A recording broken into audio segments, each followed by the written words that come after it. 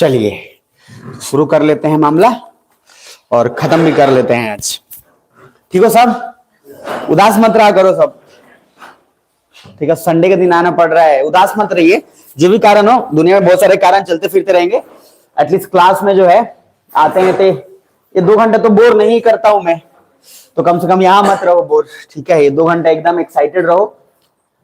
ये 2 घंटा पढ़ने से ना एनर्जी बहुत ज्यादा आ जाएगा, मैं सच बता रहा हूँ। नहीं पढ़ोगे तो और सुस्त हो जाओगे, इसीलिए ध्यान रखिएगा। खुश रहना है, मस्त रहना है, दिक्कत बहुत आने वाला है आगे। अभी शुरुआत है, पूरा जीवन काटना है। समझ में आ रहा है? इस बात पे डिपेंड करेगा कि अभी आप कैसे जी रहे हैं, तो काटिएगा, नहीं तो जिएगा। तो जीना है कि काटना है, आपके एटीट्यूड पे डिपेंड करेगा। आईएएस बनिएगा, उसके बावजूद भी बहुत दिक्कत आ जाएगा। चलिए, आज एक आदमी जिसके बारे में आपको बता रहे हैं, जो आप लोग जानते भी हैं, 12th फेल का कितना बार जिक्र भी हुआ है। क्या नाम है उनका? मनोज कुमार शर्मा। जो मनोज कुमार शर्मा है, तो उनका आप इंटरव्यू का भी देखना, प्रेस में कहीं देखे भी होंगे, नहीं तो बहुत सारे आते हैं। इंटरव्यू देखना, कितना पोलाइट आदमी है, कितना ओपन आदमी है। वैसा आदमी को ना टेंशन कभी नहीं होगा। वो आईएएस सर्विस भी खुद मतलब हंस हंस के निकाल लेगा, एकदम जबरदस्त। जो ज्यादा जहां इधर उधर टिंग टांग किया, कहा मामला बेकार हुआ। टिंग टांग का मतलब क्या है कि फालतू में अननेसेसरी किसी का दूसरे का बर्डन अपने पे ले लेना। अपना प्रायोरिटी डिसाइड कर लो कि हमको क्या क्या करना है। देखो लाइफ इतना छोटा है, उसमें प्रायोरिटी तो डिसाइड करना ही पड़ेगा कि आपके लिए क्या क्या जरूरी है। शादी जरूरी है कि फंक्शन जरूरी है कि पार्टी जरूरी है। अपना प्रायोरिटी डिसाइड कर लो। प्रायोरिटी डिसाइड कर लो तो चीजें आसान हो जाएंगी। प्रायोरिटी जब डिसाइड नहीं होता है ना, तो पूरा एकदम हॉच पॉच हो जाता है कि ये भी करना है, ये भी करना, वो भी करना है, तो फिर दिक्कत हो जाती है उसमें। इसीलिए कि भाई पहले पढ़ाई प्रायोरिटी है, तो पहले उसको करो। हम लोग प्रॉब्लम में क्या हो जाते हैं कि प्रायोरिटी पढ़ाई का सबसे अंतिम में कर देते हैं। पहले छठ, फिर उसके बाद सारा का सारा पूजा, सारा पार्टी, शादी, फंक्शन, तब जब टाइम मिलेगा तो क्या होगा, पढ़ाई कर लेंगे। इसलिए फ्रस्ट्रेशन और टेंशन क्रिएट होता है, क्योंकि मेन चीज जो करना है वो नहीं करते हैं ना, तो इसलिए हो जाता है। तो प्रायोरिटी बस थोड़ा सा पहले रखिए तो मजा आएगा। आते हैं अब श्रीलंका पे। मैं एक बार क्या करता हूं कि पूरा कहानी समझा देता हूं और फिर नोट्स में लाइन बाय लाइन क्लियर कर दूंगा। क्लियर है? ज्यादा बेटर रहेगा। क्या आप लोग राजी हैं इसमें? तो सर वापस शुरुआत करते हैं और जीवन का आनंद जो लेते हैं आगे बढ़ते हुए। अच्छा, आपसे चलने से पहले एक बात आपसे पूछ रहे हैं ऐसे ही। ये जो होता है ना, ये भाषा, भाषा, कल भी मैंने भाषा का जिक्र थोड़ा बहुत किया था कि भाषा बहुत कुछ जो है मैटर करता है। और ये है समाज। तो भाषा से समाज प्रभावित होता है कि समाज से भाषा प्रभावित होता है? सोच के ऐसा ही, आउट ऑफ द कॉन्टेक्स्ट आपके काम का है। भाषा से समाज प्रभावित होता है या समाज से भाषा प्रभावित होता है? अच्छा, हम अगर ये बोले कि दोनों एक दूसरे से प्रभावित होता है तो देखो भैया, ये क्यों पूछ रहे हैं बता देते हैं। क्योंकि इस बार के जो आपके क्वालिफाइंग पेपर होंगे बीपीएससी में, जो कि आपको हिंदी क्वालिफाई करना ही पड़ेगा। यूपीएससी में भी हिंदी आपको क्वालिफाई करना ही पड़ेगा, चाहे आप अंग्रेजी माध्यम के हो चाहे आप बांग्ला माध्यम के हो, है ना। तो उसमें क्वेश्चंस हमेशा पूछा है पिछले 25 साल से कि भाषा और समाज का जो है क्या उस पर फर्क पड़ता है और इन दोनों में कौन किस पे निर्भर है और कौन एक दूसरे से प्रभावित होता है। बुझा रहा है? तो सर दोनों एक दूसरे से प्रभावित होता है, फिलहाल दिमाग में रख लेना, बाकी बहुत सारा इसका फैक्टर लग आता है। अच्छा, कहीं का भाषा कठोर हो, इस बात पे भी डिपेंड करता है कि वहां का समाज कैसा है, और समाज कैसा होगा इस बात पे डिपेंड करता है कि वहां का ज्योग्राफिकल फैक्टर कैसा है। अरे भैया देखो, जैसे हरियाणा के अंदर भाषा जो है कठोर है, आमतौर पे मानते ही है, कड़वा है, कठोर है। क्यों है? हरियाणा में देखोगे तो एक भी नदी नहीं है। एग्रीकल्चर सेक्टर है लेकिन नदी एक भी नहीं है। पंजाब और हरियाणा जब साथ साथ था तो मिला जुल के चलता फिरता था, और सारा लड़ाई हरियाणा में हुआ है। कुरुक्षेत्र, बड़े बड़े जो लड़ाई में उधर ही हुए। तो सर हरियाणा में नदी नहीं है, और हरियाणा में नदी नहीं है, पानी की इतना दूर तक जाना है, और जब इतना ज्यादा टफ मतलब इस तरह से लाइफ हो जाए और रिवर भी नहीं है इस तरीके से, तो भाषा में कठोरता आ ही जाता है। अब पंजाब देखिए, पंजाब क्या है, वैसा ही कुछ है, लेकिन पंजाब में नदी बहुत है, दुआब मतलब पंजाब हो तो 5 ऐसा ही दुआब और इशारा का मामला है। लेकिन वहां पे भी युद्ध तो हमेशा होता रहता है। जितना है नॉर्थ वेस्ट हमारा हमेशा से सेंसिटिव एरिया रहा है। हिस्ट्री में नॉर्थ ईस्ट ही था, हम खाली पढ़ा रहे थे कि सब आक्रमण नॉर्थ वेस्ट नॉर्थ से कर रहा था। तो पंजाब के अंदर क्या है कि वहां पे अनसर्टेनिटी बड़ी कम, मतलब क्या कि वहां पे कब क्या हो जाएगा उसका कोई हिसाब किताब नहीं है। तो देखो, संसाधन है, पैसा है, अमीर लोग हैं, लेकिन सर उसका गारंटी नहीं है कि कब रहेंगे, कब कब युद्ध हो जाएगा, कोई गारंटी नहीं है। तो वहां का कल्चर क्या हुआ, यासी वाला हो गया।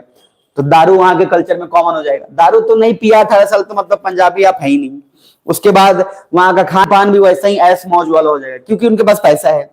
हरियाणा में ये चीज नहीं हो पाया क्योंकि उनके पास समृद्ध उस लेवल का नहीं है, और उसके बाद लड़ाई भी हो रहा है, तो इसलिए यहाँ पे ऐश मौज वाला नहीं हो, यहाँ पे जो है फ्रस्ट्रेशन क्रिएट होगा और वो भाषा में दिखेगा। इसलिए पंजाब का भाषा जो आप दिखेगा उसमें सॉफ्टनेस दिख जाएगा, आपको प्यारा लगेगा, भले ही ऐसा कुछ भी नहीं है लेकिन प्यारा लगेगा। लेकिन हरियाणा का भाषा आपको संभाल पाना बड़ा डिफिकल्ट हो जाएगा। अब बिहार में हर किसी को पहले आप क्या बोलते हैं, आप, चाहे छोटा बच्चा हो चाहे बड़ा। क्यों? क्योंकि देखो यहाँ पर नदी भी ठीक ठाक है, प्लेन एरिया है, एग्रीकल्चर सेक्टर है, भले लोग समृद्ध नहीं है लेकिन रहने के लिए अनुकूल है यूपी और बिहार। कुछ बुझा रहा है? तो इसीलिए जो भाषा है ये याद रखिएगा समाज से प्रभावित होता है और समाज भी भाषा से प्रभावित होता है, और ये सारा कुछ डिपेंड करता है कहाँ, ज्योग्राफिकल लोकेशन पे। इसलिए मैंने बोला था कि घूम फिर के जियो पॉलिटिक्स पे दो ही चीज मैटर करता है, क्या क्या, एक लोकेशन और दूसरा क्या, रिसोर्स। और अभी हम जितना बात किए उसमें यही दोनों है, बाकी और कुछ नहीं है। तो डायरेक्टली इनडायरेक्टली आप भाषा पढ़िए, चाहे फिलोसफी पढ़िए, चाहे कुछ भी पढ़िए, ले देकर सारा मामला लोकेशन और रिसोर्स पे आएगा। इसीलिए इंटरकनेक्ट करके मतलब रखिएगा तो काम आसान हो जाएगा। इसीलिए जब आयर में जितना भी कुछ बताया हूं, इस सब्जेक्ट को, इस पॉइंट को कहीं पे भी आप चिप दो, एकदम सटीक बैठेगा, क्योंकि सिर्फ आयर है ही नहीं, ये पूरा एकदम जो है ऑथेंटिक पॉइंट सब है, वहां पे आ जाएगा। अब आते हैं बहरहाल आगे की बात। तो श्रीलंका वाला मैं पूरा कहानी जो बता चुका हूं, फिर भी एक बार मैं बता देता हूं। अच्छा है कि सबका वीडियो आराम से क्रिएट हो जा रहा है फ्रेश फ्रेश, तो मैं कहानी पूरा समझा देता हूं, फिर 1 बाय 1 चले जाएंगे। तो मैं शॉर्ट एकदम जो है माइंड मैप वो क्रिएट कर देते हैं। तो माइंड मैप में पहला है कि इंडिया और श्रीलंका का रिलेशन तो चलो है, बहुत शुरुआती से है, और रामायण से लेकर हर जगह जिक्र भी है, इसमें कोई कहने वाली बात नहीं है। लेकिन सारा मुद्दा जो है उठता है एक दो जगह पे, जब अंग्रेज जो है तमिल लोगों को उठाकर ले जाते हैं और श्रीलंका में रख देते हैं, और स्पेशली श्रीलंका का दो क्षेत्र, एक नॉर्थ वाला, ठीक है, वहां पे लिखा होगा, ठीक है ना, और एक नॉर्दर्न और एक जो है नॉर्थ ईस्ट वाला जो है श्रीलंका। मतलब श्रीलंका के नॉर्थ में और नॉर्थ ईस्ट एरियाज में तमिल को ले आकर रख दिया गया। बुझा रहा है? तो क्या उनके सिन्हालीज लोगों से कनेक्ट किया गया कि अलग रख दिया गया? अलग रख दिया गया। तो सर इनको तो जो है अलग रखकर इनको एजुकेट किया गया। दूसरी बात, चूंकि तमिल में सब लोग थे, हिंदू थे, मुस्लिम थे, एवरीवन थे, तो उसको जानबूझकर क्रिश्चियनिटी को प्रमोट किया गया ताकि ये लोग लॉयल रहें। किसके प्रति लॉयल रहें? श्रीलंकन के प्रति कि ब्रिटिशर्स के प्रति? ब्रिटिशर्स के प्रति। तो ब्रिटिशर्स के प्रति लॉयल रहें और काम जो है अपना बढ़ाते रहें। तो इंटरेस्टिंग बात ये हुआ कि जब एजुकेट हुए तो एडमिनिस्ट्रेशन में हर जगह पे उन्हीं का जो है सब जगह पे पोस्ट मिल गया। क्या बुझा रहा है? अच्छा, ये देखो ध्यान से कि जानबूझकर अंग्रेज इस तरीके से कर रहे थे क्योंकि उनको पता था एक समय ऐसा आएगा जब विद्रोह होगा, और आप देखिएगा आगे कि विद्रोह भी अलग अलग टाइम पे करेंगे। तो मैं अभी बस इतना बता देता हूं आपको कि श्रीलंका का जो सबसे इंपॉर्टेंट गलती हुआ है, सबसे इंपॉर्टेंट गलती वो हुआ है पाकिस्तान की मदद करना। और पाकिस्तान की मदद कब किया है? 1971 में। ध्यान से बुझा लेना। अगर मैं बात करूं, इधर ध्यान से समझना, मान लो ये रहा इंडिया, ये रहा इधर का आपका वेस्ट पाकिस्तान था ना, और इधर क्या था? ईस्ट पाकिस्तान। ये नीचे रहा श्रीलंका। समझ में आ रहा है? अब सर अगर पाकिस्तान को ईस्ट पाकिस्तान पे अटैक करना था, जो लड़ाई चल रहा था इंडिया से 1971 का, तो सर ये डायरेक्टली जा नहीं सकता था क्योंकि उसके ऊपर से क्रॉस नहीं कर सकता फ्लाइट, सबका अपना अपना जो है नियम है।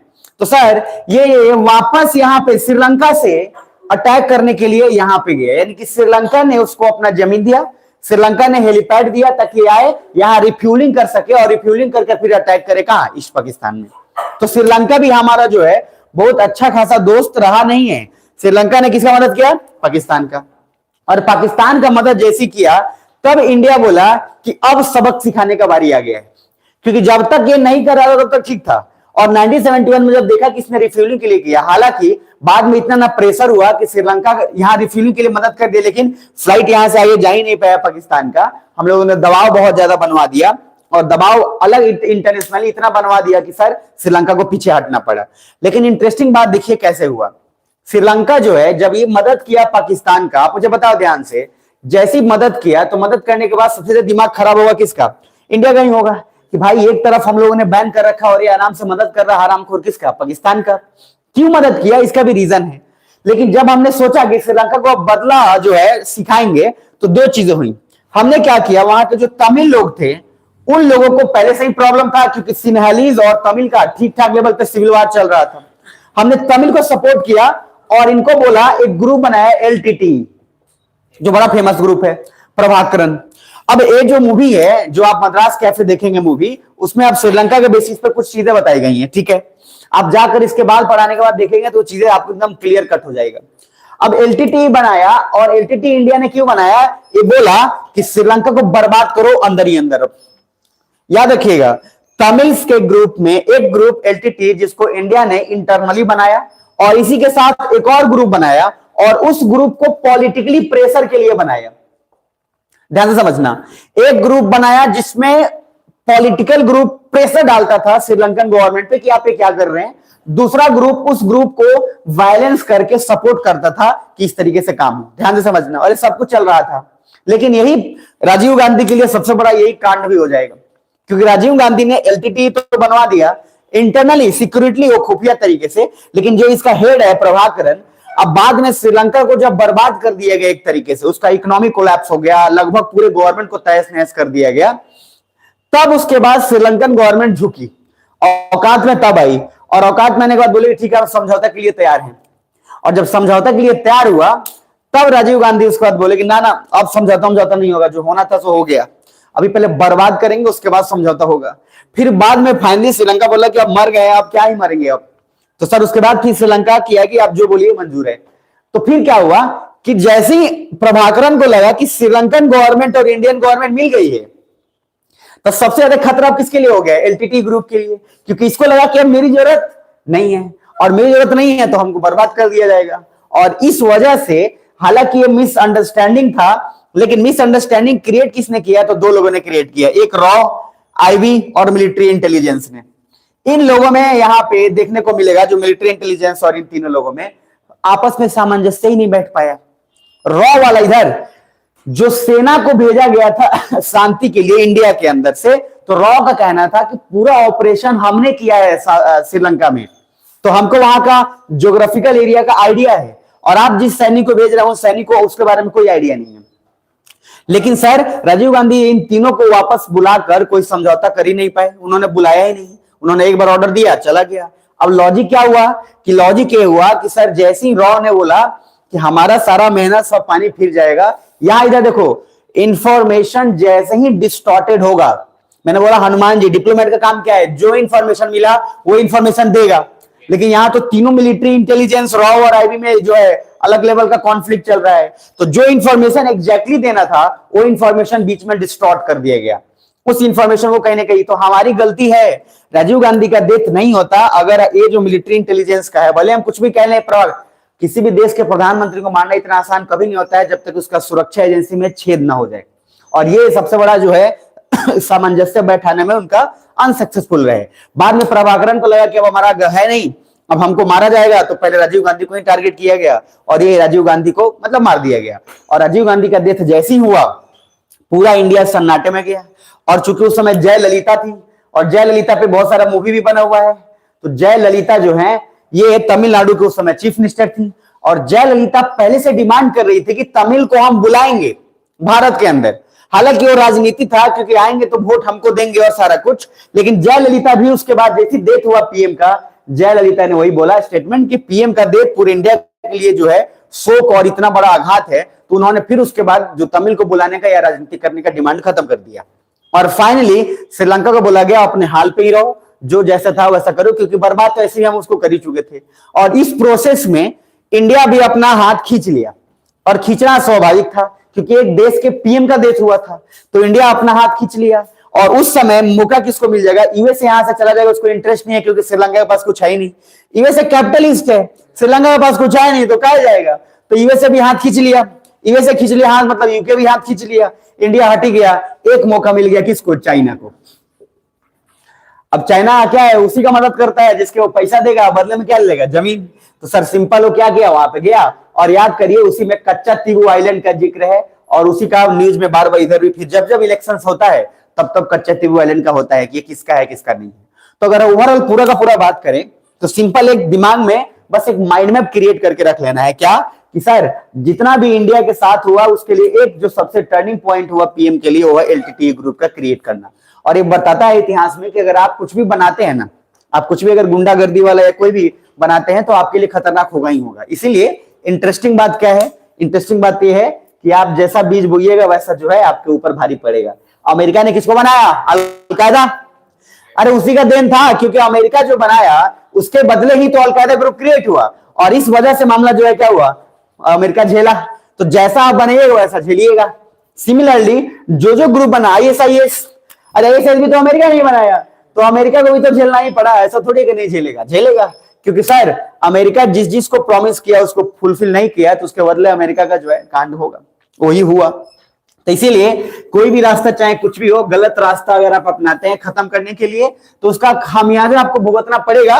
तो देश लोग मेंटली प्रिपेयर रहता है कि हाँ अपना जो है मैनेज कर लेंगे तो ठीक है, बाकी जो लोग नहीं अगर ये है कि नहीं नहीं सब ठीक होगा तो गड़बड़ है। तो सर LTT ग्रुप का क्रिएट करना बहुत बड़ी गलती भी थी, लेकिन हाँ एक देश के नाते देखें तो जरूरी भी था श्रीलंका को जवाब देने के लिए। क्लियर है क्या बुझा रहा है? तो अगर एक माइंड मैप, बस छोटा सा माइंड मैप दिमाग में है, अब खटाखट नोट्स के थ्रू चलेंगे और कुछ कुछ चीजें जो है यहां से बढ़ा लेंगे आगे। तो पहला, ब्रिटिशर्स ने जाकर तमिल को रखा, कहां रखा? श्रीलंका के नॉर्थ और नॉर्थ ईस्ट में। यहां तक क्लियर है?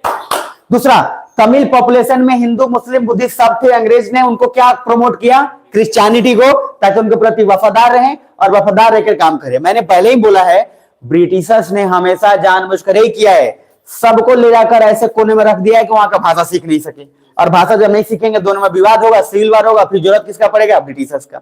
अब आगे, जब इसके आगे थोड़ा नेक्स्ट पेज पे आएंगे तो दो चीज मिलेगा, एक वर्ड मिलेगा लैटिन अमेरिका। तो लैटिन अमेरिका बहुत बार पूछते भी है लोग, आप कहीं देखते भी हैं कि लैटिन अमेरिका लिखा रहता है, लेकिन लैटिन अमेरिका का मतलब क्या है बस समझ लो। देखो लैटिन अमेरिका का मेन मकसद है कि ऐसा क्षेत्र अमेरिका का जहां पे, या रीजन ऐसा जो अमेरिकन कंट्रीज का जहां पे दबदबा हो या क्षेत्र हो जहां पे रोमन लैंग्वेज बोला जाता हो। और रोमन लैंग्वेज का स्पेशली मीनिंग है ऐसा लैंग्वेज जो कि स्पेनिश, पुर्तगीज या फिर फ्रेंच वाला हो, उस एरिया में बोला जाता हो, उसको लैटिन अमेरिका बोलते हैं। फिर से बोल दे रहा हूं, लैटिन अमेरिका क्लियर है, मतलब ऐसा क्षेत्र जहां पे अमेरिकन के कंप्राइजिंग कंट्रीज हो या उसका एरिया हो, लेकिन उस एरियाज में पुर्तगीज, फ्रेंच या स्पेनिश बोले जाते हो लैंग्वेज ज्यादातर करके, उसको बोलते हैं लैटिन अमेरिका। अब जरा नीचे आएंगे, अब सबसे इंपॉर्टेंट यहां पे शब्दों में ध्यान देना, मैं पूरा एक रिदम में खत्म करूंगा एक सांस में। तो आफ्टर कोल्ड वॉर थोड़ा अलर्ट रहना। देखो जब कोल्ड वॉर के बाद क्या हुआ, दो चीजें हुआ, चूंकि कोल्ड वॉर के बाद सबसे बड़ा प्रॉब्लम क्या हुआ, रसिया खत्म हो गया, और रसिया जब खत्म हुआ तो एक ही आदमी बचा, यूनिपोलर, कौन? यूएसए। और यूएसए एकदम दंगा फसाद कर रहा है। आफ्टर कोल्ड वॉर यूके ने यूएस रिट्रीट कर लिया, but given the space to China and Sri Lanka. Cold war के बाद यूके और यूएस भी श्रीलंका से चला आया, तो मौका किसको मिल गया था? चाइना को। और चाइना को एंट्री करने का मौका मिला, और चाइना क्यों नहीं आता? राइजिंग पावर है, वो हर जगह जाएगा जहां से पहले स्टेब्लिश पावर्स रह चुका है या गया हुआ है, तो नया नया पावर है। यहां देखिए एक वर्ड लिखा है इसमें कि यूएसए दिखावा करता है, बात तो बिल्कुल सही है, यूएसए वाकई दिखावा करता है कि क्वाड बना रहा है चाइना को काउंटर करने के लिए, लेकिन सच तो यह है कि चाइना और यूएसए का group of 2 country, G2 countries, एक एग्रीमेंट है, ग्रुप है, जिसमें चाइना और यूएसए अपना पूरा का पूरा साठगांठ करता है, जिसमें सीधा सा बात है, ये अनऑफिशियली बोलने में आपको अजीब लगेगा, लेकिन ऑफिशियली बात सही है। चाइना जो अमेरिका है सीधे सिंपल कहता है कि मैं यूरोप यूनियन और यूरोप के पूरे क्षेत्र पे अपना राज करूंगा, तुम एशिया में राज करो, बात खत्म। अब अपना क्या है, घुमाते फिराते रहेंगे, नौटंकी करते रहेंगे, क्वाड बना रहे, फलना ढिंगाना। वाकई ये सच बात है, कहीं से झूठ बात नहीं है, क्योंकि चाइना को हमारे बारे में लगभग वो सारा कुछ पता है जो हम छुपाना चाहते हैं, और ये किसके थ्रू पता चल जाता है? तो अमेरिका के थ्रू। तो क्वाड बनाना भी एक नौटंकी ही है, लेकिन फिर भी इंडिया, आप सोचेंगे इंडिया बेवकूफ तो नहीं, भाई इंडिया बिल्कुल भी बेवकूफ नहीं है।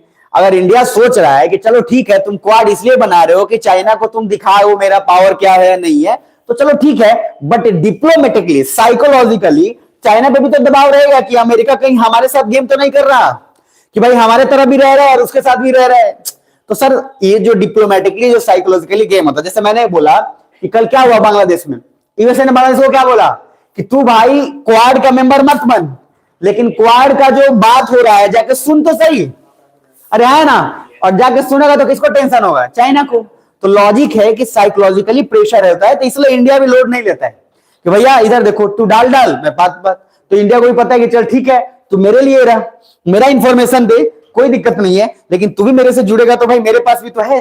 तो लॉजिक क्या है कि साइकोलॉजिकली प्रेशर वहां पे पड़ ही जाता है। आगे तो ग्रुप ऑफ 2 एग्रीमेंट हुआ है, और ये जानबूझकर लैटिन अमेरिका में राज करेंगे, तुम एशिया में राज करना, क्योंकि यूएसए कुछ नहीं बोलता है। जब चाइना ने लद्दाख स्टैंड ऑफ हुआ था तो वाकई कुछ भी नहीं बोला अमेरिका ने। भाई अमेरिका शुरुआत से जब अमेरिका यहां पे आया था, यूएन मोजीब याद है ना, चाहे उसका जो यूएनसीआईपी, कभी कुछ नहीं बोला है। यहां तक कि अभी लॉकडाउन के अंदर लद्दाख स्टैंड अप फोर्स में भी अमेरिका की कोई स्टेटमेंट नहीं है। लेकिन हरामखोर जब जम्मू कश्मीर का बात आता है तो बोलता है कि अगर भारत चाहे तो हम विवाद जो है इसमें सुलझा सकते हैं। तो यहाँ पे कुछ ना कुछ नियत तो आपको दिखता है। और दूसरा, स्टैंड ऑफ हुआ तब भी कुछ नहीं बोला। सो एक तरीके से क्वाड बनाकर हमारी पावर को एक्सपोज भी कर देता है चाइना को इन साउथ चाइना सी, लेकिन हम फिर भी उसके साथ हैं। दूसरा, सिमिलरली इंडिया से लेबर लेकर मॉरिशस ले गया, मॉरिशस, ध्यान समझना, एंड ब्रिटिशर्स एंड वहां पे 75% are Indian but they are pro France, and France जो है दोस्त किसका है, वो ब्रिटिशर्स का है, ध्यान समझना। एंड ब्रिटिशर्स का है, ब्रिटिश का दोस्त यूएसए है। सो कहीं ना कहीं ब्रिटिशर्स एंड यूएसए का इंटेंशन बिल्कुल साफ नहीं कहा जा सकता। तमिल्स को भी जो है श्रीलंका में रखना ये वजह था कि इंडिया पे नजर रख सके, ध्यान से समझना। तमिल्स को अलग रखना और इसलिए रखकर ताकि इंडिया को उसके थ्रू, क्योंकि वो लोग क्या है, अब देखो मैं आपको लेके गया, आपको खाना दिया, नौकरी दिया, पढ़ाई दिया, तो सर आप कुछ ना कुछ सहानुभूति मेरे प्रति तो प्रकट करेंगे ही करेंगे। तो उसके थ्रू हम इंफॉर्मेशन जो है इंडिया में निकाल सकते हैं। तो कहीं ना कहीं ब्रिटिशर्स ने उनको जो ले जाकर रखा उसके पीछे यही कारण था कि उनके थ्रू इंडिया पर नजर रखा जा सकता है। हम देखो इधर, हम इंडिया से भाग गए, मतलब ब्रिटिशर्स इंडिया से भाग गए, लेकिन इंडिया के बगल में रह गए, तो वहां से भी तो नजर रखा ही जा सकता है। और सर जब नजर रखा जा सकता है कि इंडिया क्या कर रहा नहीं कर रहा, उसके पीछे मात्र एक ही कारण है, क्योंकि इंडिया एक वैसा कंट्री है जो, सर मैंने बोला, इकोनॉमिकली धीरे धीरे राइजिंग पावर की तरफ भी बढ़ रहा है। और यूएसए को कतई पसंद नहीं, क्योंकि सर थ्योरी बताया था आपको, एस्टेब्लिश पावर कभी भी ये नहीं चाहेगा कि राइजिंग पावर उसको क्या करे, ओवरकम कर जाए। कुछ बुझा रहा है तो उसको इनसिक्योरिटी होगा ही होगा। तो ओवरऑल अगर हम इसकी बात करते हैं तो दो चीजें होंगी। सबसे पहला कि अमेरिका का नियत हमको साफ नहीं दिखता है, और दूसरी बात उसके बावजूद भी क्वाड वगैरह में हम शामिल इसलिए हैं क्योंकि हम साइकोलॉजिकली प्रेशर चाइना पे भी डाल रहे हैं। डन यहां तक। नेक्स्ट अब आते हैं थर्ड पे। यहां पे दो है, एक है 1940 से 50 वाला फेज, जरा इसको ध्यान से देखिएगा। क्या है, तमिल्स के जो भी है, जो तमिल्स के जो पीढ़ी, सॉरी क्या है, हाँ यार, इंग्लिश स्पीकिंग एंड ब्रिटेन जो एडमिनिस्ट्रेशन में भी उनको जॉब था, तो तमिल्स का जो भी लोग था उनको भाई नॉलेज दिया गया था, ब्रिटिशर्स के अंडर में थे तो उनको सारा कुछ पता था। अच्छा, सिन्हालीज लोग को पता ही नहीं था कि उनको एजुकेशन मिला भी नहीं था।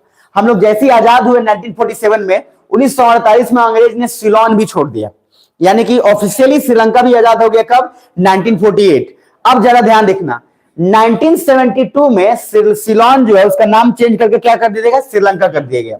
अच्छा, ये नाम 1972 में हुआ है, यानी कि 1971 में बना बांग्लादेश और जस्ट 1972 में श्रीलंका ने अपना नाम चेंज कर दिया। क्या, और ये क्यों किया, इसके पीछे का कारण, क्योंकि 1971 में पाकिस्तान का मदद किया था सिलोन, और वो मदद किया था तो डाइवर्ट करने के लिए दुनिया को सिलोन नाम चेंज करके क्या कर लिया, श्रीलंका कर लिया। ये होता है कि उसको पता था पॉलिटिकल प्रेशर बन रहा है तो कुछ नहीं सही तो नाम चेंज कर दीजिए। कुछ बुझा रहा है, जैसे बीजेपी गवर्नमेंट कभी कभी करती है, काम नहीं हुआ तो प्रयागराज नाम चेंज हो जाता है इलाहाबाद का, समझ में आ रहा है, स्टेशन का नाम चेंज होगा, कुछ नहीं हुआ तो मोदी जी का नाम चेंज हो जाए, मतलब स्टेडियम का नाम चेंज कर देंगे, लोग यही करते रहते हैं। कभी कभार ऐसा हो जाता है, बाकी कामों भी करते रहते हैं। लेकिन यहाँ पे अब जरा ध्यान देखना, 47 में अपन आजाद हुए, 48 में लगभग श्रीलंका आजाद हो गया, और अब हम उसकी बात करते हैं 1948 की। इंडिया ने श्रीलंका को म्यूचुअल डिफेंस के लिए प्रपोजल दिया था कि भाई देख, तू भी आजाद हुआ है, अपन लोग आजाद हो गए, साथ रहेंगे, साथ मिलकर करेंगे, ना हम अमेरिका से जुड़ेंगे ना रसिया से जुड़ेंगे। श्रीलंका को कह रहा है क्या कि भाई ना तुम जो है हमको कॉलोनाइज करना चाहता है। श्रीलंका बोल रहा है, किसको बोल रहा है, इंडिया को। कितना गधा है ये, सेम गधापंथी इसको कहां से आया होगा, जो पाकिस्तान, क्योंकि पाकिस्तान दोस्त जैसा वैसा ही होगा तो असर तो पड़ेगा। तो सर ये बोल रहा है कि इंडिया जो है हम पे कब्जा करना चाहता है। अब कैसे बताएंगे, तुम्हारा इत्ती को हो तुम आइलैंड, तुमको कब्जा करके हमको क्या ही होना है। हमने उसको बताया कि भाई तुम जो 1947 के बाद ना तुम यूएसए से जुड़ो ना किसी से जुड़ो, और तुम अपना जो है अपने आप में रहो। ये हमने सबको बोला था, जो नॉन अलाइन मूवमेंट मैंने बोला था, भैया सोते रहना मत, जग जाना। अब वापस देखना, 1948 में हमने जब प्रपोज किया तो सर सिंपल क्या बोला कि अंग्रेज के पास गया, कौन गया, श्रीलंका, और अंग्रेज के पास जाके क्या बोल रहा है कि भारत जो है हमको कॉलोनाइज करना चाहता है।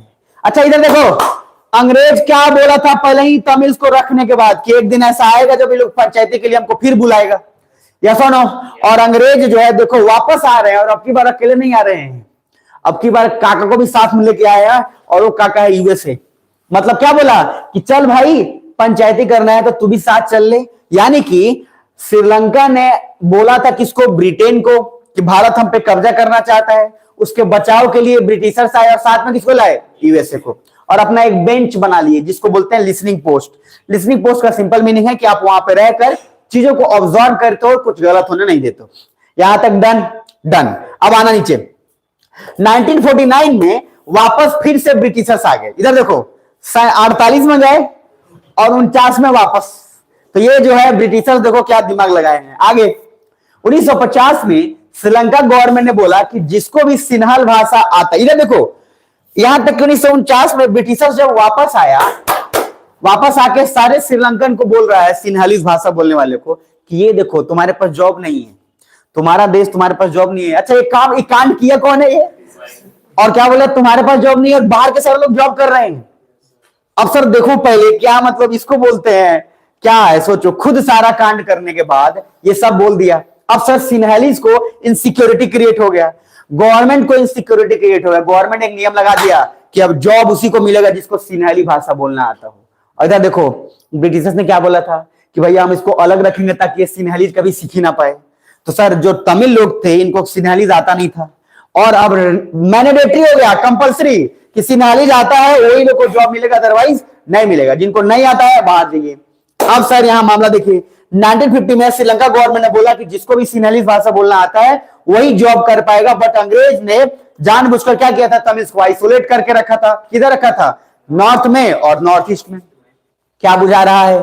तो ओवरऑल अगर हम बात करें तो यहाँ पे सिन्हल बोलना जो है इनको आता नहीं था, सो तमिल को प्रॉब्लम होने लगा। देन तमिल्स बोले कि भाई ये गलत है, और गलत है बोलेंगे ही बोलेंगे। क्यों? क्योंकि सर एक क्या जानबूझकर हुआ था या फिर ऐसा ही हुआ था, मतलब जानबूझकर हुआ था। क्योंकि सर भड़काए भी कौन, अंग्रेज। इधर देखो नियम भी अंग्रेज बनाया, आइसोलेट भी अंग्रेज किया, और भड़काया भी अंग्रेज। अब बैठ के यहाँ पे पंचायती भी कर रहा है। सर इतना बढ़िया कहां से दिमाग लाता है, ये समझ में नहीं आता है। हरामखोरी का एकदम पीएचडी किया हुआ है। तो लॉजिक ये है ओवरऑल। अब आपको क्या दिखने को मिलेगा कि अब तमिल के साथ प्रॉब्लम शुरू हो गया। अब कुछ लोग, जब मैं पॉलिटी पढ़ाऊंगा फिर वहां पे डिस्कशन करूंगा, कल भी डिस्कशन किया था एनआरसी का, तो कुछ लोग जैसे एनआरसी में बोल रहे थे कि तमिल को भी हक दिया जाए कि ये लोग भी इंडिया के सिटीजन वापस से आकर बन जाए। लेकिन उस एनआरसी में तमिल को अलाउ नहीं किया गया था। मतलब जो एनआरसी हुआ उसमें तमिल को अलाउ किया गया, क्या नहीं किया गया। इसलिए नहीं किया गया क्योंकि इंडिया जानता था कि श्रीलंका गेम खेल रहा है और उसमें पाकिस्तान भी साथ है, और ऊपर से यूएस, यूके, ब्रिटेन सब वहां पे गेम अपना चला रहा है। तो अगर तमिल को बुला लिए तो वहां कोई बचेगा नहीं हमारा जिसके साथ हम खुफिया जो है क्या कर सकते हैं, ऑपरेशन कर सकते हैं। क्योंकि तमिल तो सबको पता है ना कि तमिल अंदर वहां क्या कर रहा है, नहीं कर रहा है। तो इसीलिए हमने तमिल को अगर बोले जाते तो सारा तमिल आ जाते हैं हमारे पास, और सारा तमिल आते तो हम किसके सहारे पूरा श्रीलंका को बर्बाद करने पे मतलब करते हैं। क्योंकि हमको पता था कि श्रीलंका का नियत साफ नहीं है। क्या बुझा रहा है? और जब हमने म्यूचुअल डिफेंस के लिए उसको आजादी के समय ही प्रपोज किया था तब भी वो मना कर दिया था, और मना करने के बाद किसके पास चला गया, रोते रोते ब्रिटेन और किसके पास, यूएसए के पास। ये चीज हमें बिल्कुल भी पसंद नहीं है कि भाई आपस पड़ोसी हैं। अब आपके बगल में कोई घर शिफ्ट किया नया, हालांकि यहाँ पे तो कम ही होता है, फिर भी हो ही जाता है, बैचलर ज्यादा होता है। दिल्ली वगैरह में जब शिफ्ट होता है तो जो भी पड़ोसी होते हैं, अब जब भी कोई पड़ोसी बगल में आता है तो कितना भी सब सामान लेके आएगा उसको कुछ ना कुछ तो जरूरत तो पड़ेगा, या बाल्टी लोटा है कुछ ना कुछ, ताकि वो बगल वाले से ले सके। अब बगल वाले का घंटी बजाया कि बाल्टी चाहिए, बुझा रहा है। अब जैसे ही बोला कि बाल्टी चाहिए, अब वो बोला क्या उधर से पीछे से क्या बोल दिया, मान लो बोला कि बाल्टी नहीं देंगे, या बोला तुम कौन है नहीं पहचानते हैं, आप बोले कि बगल में आए हैं। उसके बाद बोला बगल में आए तो क्या है, खरीद के लाओ। तो ये जो पहला रिएक्शन है ये आपको क्या है, खतरनाक रिएक्शन साबित कर देगा। इसीलिए इंटरेस्टिंग बात क्या कहने का है कि इंडिया ने जब श्रीलंका को बोला कि भाई ऐसे ऐसे कर लो, नहीं माना, तो इंडिया समझ गया था कि ये जो पड़ोसी है ये ऐसा ही है। तो इस वजह से हमने सोचा कि तमिल को बुला लेंगे तो मामला बेकार हो जाएगा, तो सिखाने के लिए हमारे पास तमिल है, हेल्प कर लेंगे। तो यहां तक आपको आ गए हैं, रेडी रहिएगा। अब यहां पे आपको दो चीज दिखेगा, क्या कि सर इंडिया में तमिल लोगों का डिमांड जो पहले बहुत ज्यादा बढ़ गया था इलेक्शन समय कि तमिल को बुलाओ, तमिल को बुलाओ। एनआरसी में आम आदमी भी चिल्ला रहा था तमिल को क्यों नहीं बुलाया जा रहा है, वो भी हमारे लोग हैं, ये आम आदमी है। आम आदमी को खाली चिल्लाना आता, दूसरा कुछ कांड करना आता नहीं। तो उसका पीछे का जड़ है 1964, याद करो जवाहरलाल नेहरू का डेथ पढ़ाया था और Lal Bahadur Shastri became PM. 1964 Lal Bahadur Shastri signed agreement with Sirimavo भंडार नाइके। ये क्वेश्चन जीके में बहुत पहले से आता था कि महिला प्रथम प्रधानमंत्री पूरे विश्व की, और वो है श्री महबूब भंडार नाइके, प्रथम महिला प्रधानमंत्री। ये जीके में भी क्वेश्चन आता था। तो उनका पूरा नाम तो क्या था? श्री महबूब भंडार नाइके। और इनके साथ एक ट्रीटी साइन हुआ, एक पैक्ट साइन हुआ, जिसमें कुछ सुंदर सुंदर बातें बोली गई। क्या बोली गई? पहला, श्रीलंकर गवर्नमेंट को 3 लाख तमिल को नागरिकता देना होगा, जो अंग्रेज पहले श्रीलंका लेके गए थे। देखो, इनका कहना था कि भाई तमिल लोग को अंग्रेज लेके गए थे, वहां पे भाषा सिखाई, इनका गलती तो कुछ है नहीं कि ये भाग के चले गए हैं, तो ये इलीगल माइग्रेंट भी नहीं है, ये तो वहां पे रह रहे हैं, जन्मजात इनका जो है डायस्पोरा ओरिजिन सब वहीं हो रहा है, इतने सालों से रह रहे हैं, तो आपको नागरिकता देना पड़ेगा। पहला पॉइंट। दूसरा, सम तमिल्स को इंडिया वापस बुला लेगा। इंडिया ने खुद बोला कि कुछ और जो तमिल है जिसके कारण आपके रिसोर्स पे अगर दबाव मतलब बढ़ रहा है, तो हम उनको बुला लेंगे, आपका दबाव कम हो जाएगा।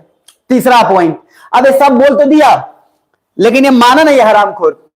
खाली समझौता हुआ, डीलिंग हुआ, लेकिन कुछ बात हुआ नहीं। वापस 1974 फिर से देखो, इंदिरा श्री महबूब पैक्ट।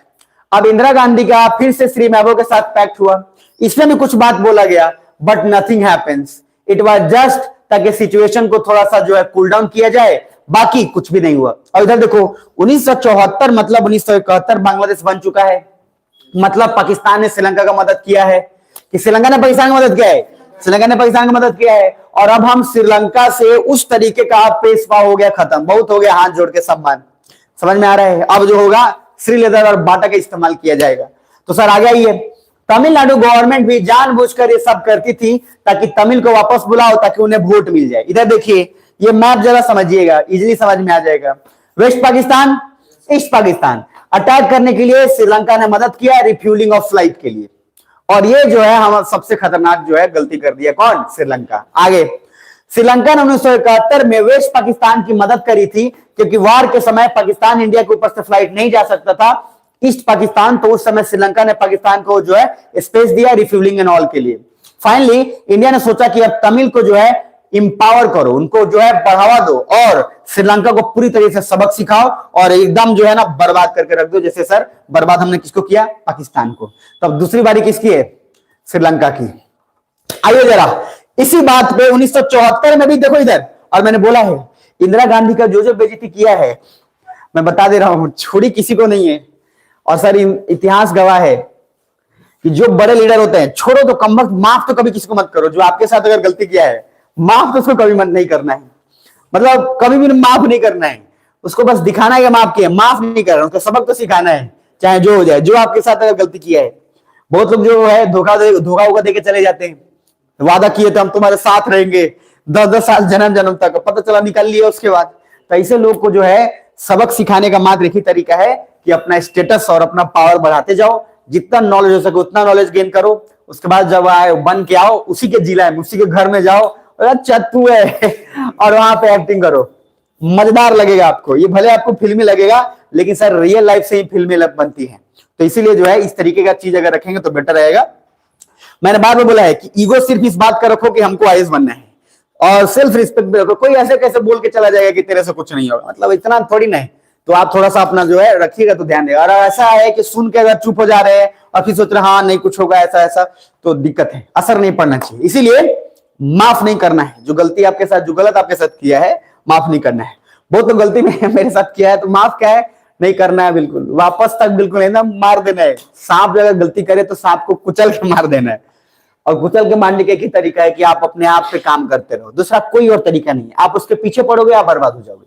इसलिए आप अपना काम एकदम ईमानदारी से करते रहो, आईएएस बन जाओ, सब ठीक हो जाएगा। 1976 सर इंदिरा गांधी को 1974 में मुंह दिखा दिया गया, तो 1976 में दो चीज हुआ, क्योंकि इंदिरा गांधी उसके बाद हटेंगी और आएंगे नए जो है प्राइम मिनिस्टर हमारे हुए हैं राजीव गांधी।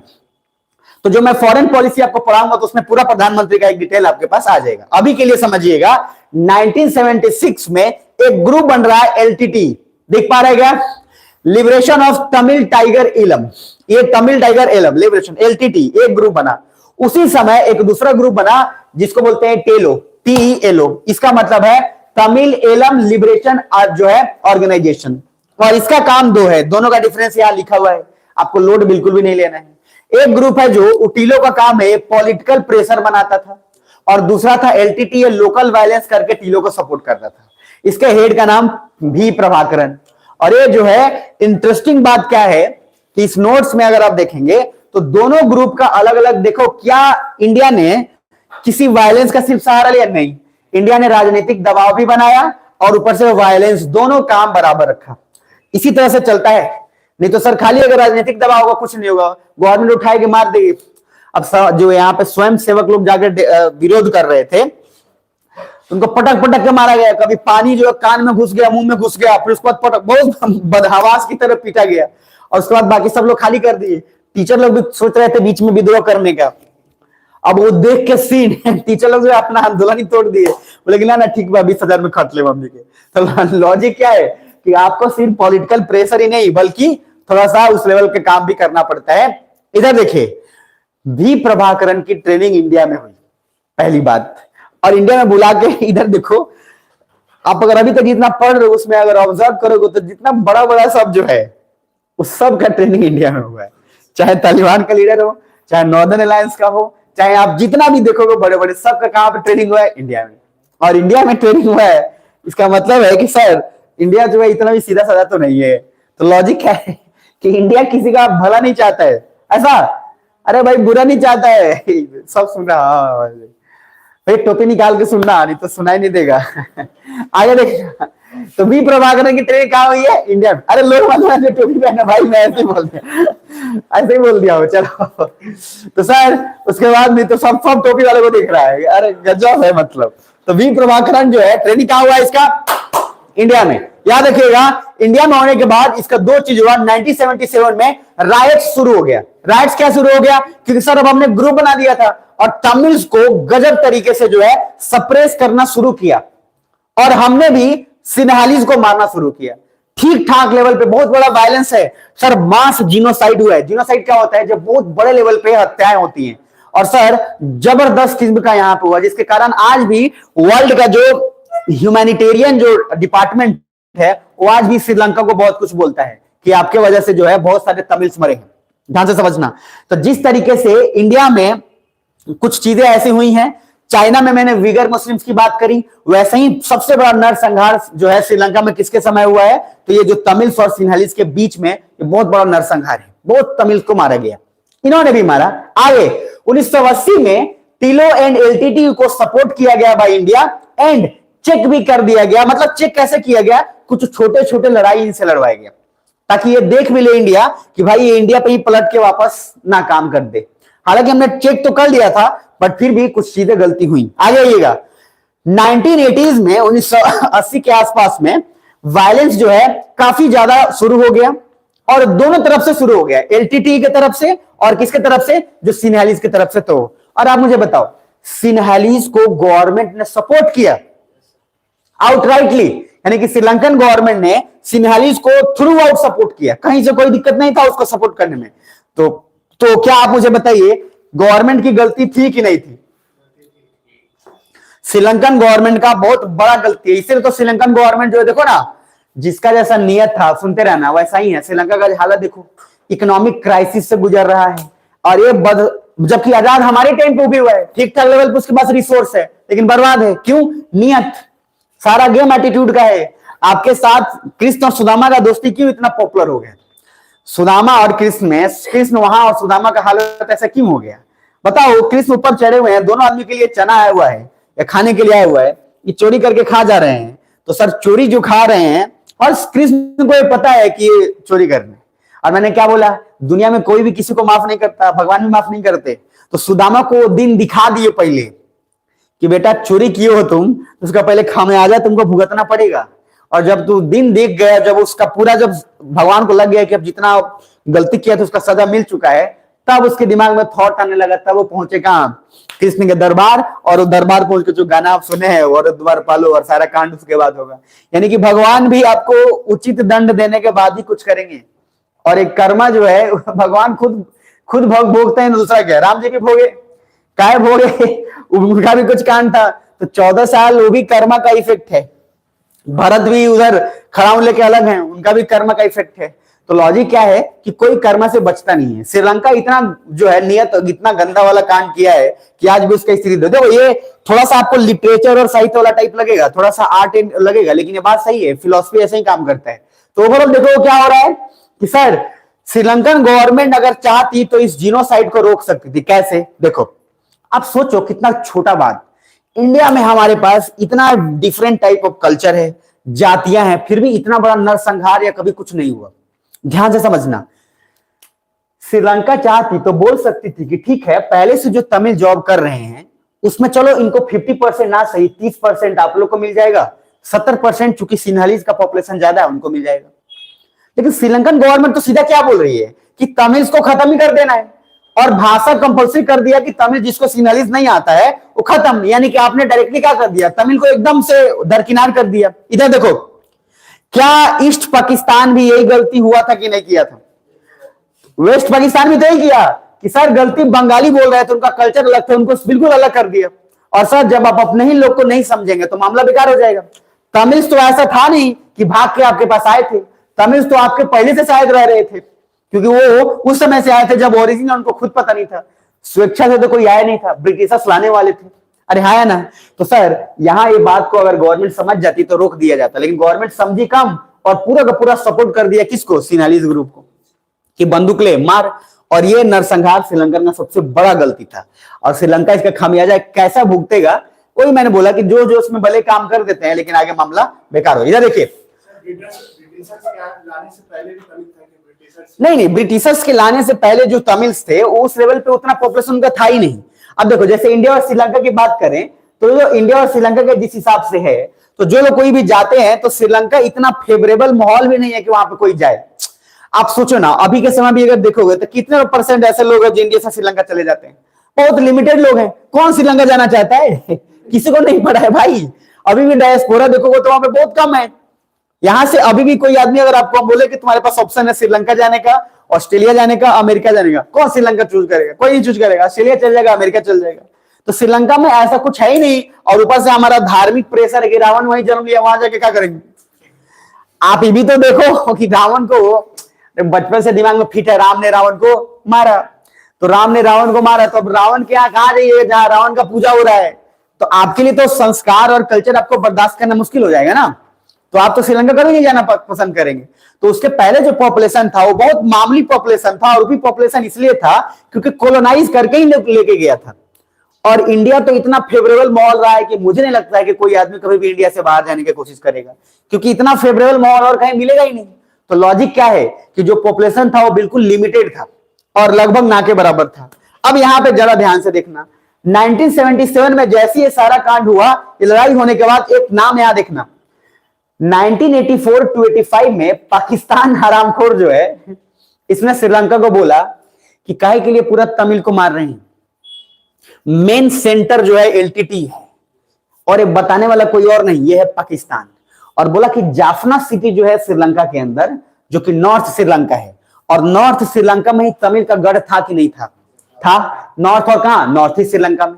क्या बुझा रहा है? तो जाफना सिटी पे अटैक करिए, क्योंकि एलटीटी का मेन गढ़ वहीं पे है, और तब आपको जो है काम आसान हो पाएगा। कौन ये राय कौन दे रहा है बताइए? उससे ना कोनो पूछने गया ना कुछ ना कहीं, लेकिन फिर भी जो है अपना राय देना शुरू कर दिया। क्यों? ये इसलिए राय दे रहा था क्योंकि अपना धर्म समझ रहा था, क्योंकि 1971 में मदद किया था श्रीलंका इसका। कौन समझ रहा है धर्म? भाई मदद के लिए बड़ा मदद तो हम करम, लेकिन इसको पता नहीं था कि इसका मतलब इसका फिर क्या कांड होने वाला है। अब इधर देखिए, जैसे ही बोला कि नॉर्थ ईस्ट पे अटैक करो, एलटीटी का गढ़ है, सो उस एरिया को पूरी तरीके से सील कर दिया गया, और वहां पे लगभग खाना पीना पानी बिजली सब बंद कर दिया गया। अब इधर देखिए, ये कुछ वैसा हाल हो गया जो इजराइल और हमास वाला भी चल रहा है। अब जैसे ही इधर समझना, जैसे ही ये सारा कुछ बंद हो गया, तब उस समय पूरे तमिल, चूंकि ये गढ़ है, तब राजीव गांधी ने स्टेटमेंट शुरू किया कि बेटा अगर खाना पानी और बिजली शुरुआत नहीं किए तो पूरा श्रीलंका जो है सुबह नहीं देखेगा। अब ध्यान से समझना, क्योंकि पूरा नॉर्मल तमिल लोगों को भाई ये इंसानियत के नाम पे तो एकदम जो है कचरापंती कर दिया। अब एलटीटी ग्रुप को सप्रेस करने के चलते उसने पूरे तमिलियन ग्रुप का सारा इलेक्ट्रिसिटी बेसिक सप्लाई बंद। कुछ बुझा रहा है? ये कुछ वैसा ही हो गया जैसे हमास वाले का हो रहा है। हमास के कारण पूरा का पूरा सप्लाई बंद, जो कि कहीं से भी सही नहीं है। अब देखना, जैसे ये हुआ जब राजीव गांधी ने बोला कि भैया इसको बंद कर दो, अगर बंद नहीं किए तो उसके बाद हम बताएंगे कि सर उसके बाद क्या कांड होता है। श्रीलंका को थोड़ा इससे असर पड़ा, लेकिन उसके बावजूद भी सर हमने सोचा कि अगर ये नहीं मानेगा तो हमने 2-3 चीजें काम करा, और ज्यादा ग्रुप्स, और ज्यादा पूरा सप्लाई, और ज्यादा सब कुछ हमने भिजवा दिया। कहां भिजवा दिया? तमिल के ग्रुप में, कि लो जब तुमको मार ही काट करना है तो मार काट करो, अब इधर से हम सप्लाई, और डायरेक्टली अब हम सप्लाई देना शुरू कर दिए।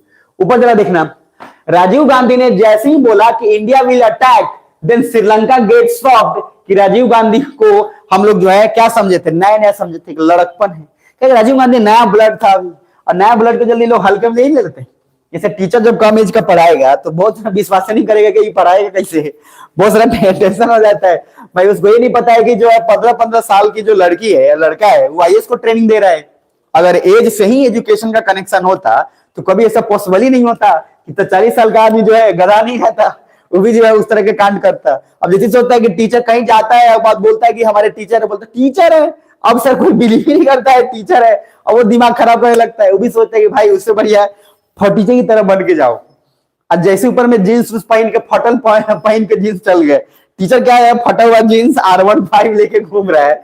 अब सर जो है मामला समाज उसकी एक्सेप्ट ही नहीं करता है कि सर ये कैसे हो सकता है टीचर, लेकिन इसका कोई कोइंसिडेंस नहीं है, कुछ भी नहीं है। दिल्ली में जाएंगे आपको, दिल्ली में दंग रह जाएंगे आप, ऐसे ऐसे टीचर को देखेंगे, सर वो गाड़ी रखा हुआ है 10-10 लाख का मोटरसाइकिल, आप समझ पा रहे, आए वैसे ही उड़ाते, ऊपर से पूरा बाल भी स्पाइकी है, क्या फर्क पड़ता है। मैथिली शरण गुप्त इतने बड़े राइटर हैं, 1.5 से 3 घंटे अपने आप को संवारने में लगाते थे, समझ रहे, 3 घंटे उनका संवारने में लगता था, और वो संवार के तब उसके बाद आते थे, और जब बोलते थे तो पूरा लोक गैर। इसीलिए आपका कर्म जो है ठीक अगर है तब, अब कर्म ठीक नहीं है या 3 घंटा अगर सोटिएगा तो फिर तो बर्बादी तय है, और ऊपर से बदनामी भी तय है। आपका अगर काम सही है तो मामला देखिए सब छुप जाता है। पहले देखिए ना, कितने सारे क्रिकेटर हैं जिनका स्टाइल अलग अलग होता है, लेकिन किसी क्रिकेटर का स्टाइल तब ज्यादा पॉपुलर हो जाता है जब वो काम सही करता है। नहीं तो स्टाइलिश क्रिकेटर तो बहुत लोग हैं। अब धोनी का हेयर स्टाइल कुछ भी बना है पॉपुलर हो जाता है धन से, 2 मिनट में हेयर स्टाइल पॉपुलर, उछिलवा भी लिया तो 0 कट पॉपुलर हो गया, गजब हाल है। वो कहा कि भाई मेरे बाल में ढील हो गया जिसने छिलवाए थे लेकिन फिर भी क्या है स्टाइल बन गया, वो चैंपियंस ट्रॉफी का वो अलग लेवल पे। आईपीएल में जब आएगा वो हर बार नया हेयर स्टाइल के साथ आएगा और हर बार वो पॉपुलर हो जाएगा। तो क्या उसके हेयर स्टाइल से पॉपुलर होता है? नहीं, उसका कर्म इतना ना पॉपुलर है कि सर उसके कारण वो सब कुछ पॉपुलर हो जाता है। तो इसीलिए थोड़ा ध्यान में रखने वाली बात यह है कि यहाँ पे राजीव गांधी जो है नया नया ब्लड है, विश्वास ही नहीं कर रहा है कि राजीव गांधी कुछ काम करेगा। राजीव गांधी सीधा बोला कि अगर आपकी बार कुछ कांड हुआ तो पूरा का पूरा श्रीलंका जो है तबाह हो जाएगा। अब सर श्रीलंका को अब की बार झटका लगा, इधर ध्यान से देखना। एक राजीव गांधी का स्टेटमेंट श्रीलंका को हिला दिया। अच्छा, पाकिस्तान को भी लगा कि हम गलती कर ले रहे हैं एक बार, और हमको यही बात बोला था कि कल पूरा जो है श्रीलंका पाकिस्तान जो है ठीक से उठ नहीं पाएगा। अब सर पाकिस्तान को लगे भाई अब हम इस चक्कर में नहीं पड़ेंगे।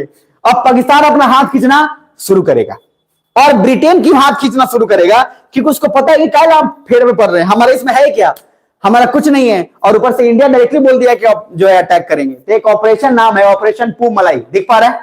और ऑपरेशन पूमलाई के तहत 2 चीजें कही गई, ध्यान रखना बहुत इंपॉर्टेंट है। कहा गया कि एयरफोर्स को कि आप जाफना सिटी जाकर वहां के लोगों को इसेंशियल्स ड्रॉप कीजिए। तो हमने चढ़ाया और बोला कि वहां के लोगों को जो पैकेट में खाना सारा कुछ सब कुछ प्रोवाइड करो और उनको दो, और उसके बाद अगर श्रीलंका रोके देन उसको बर्बाद कर दो।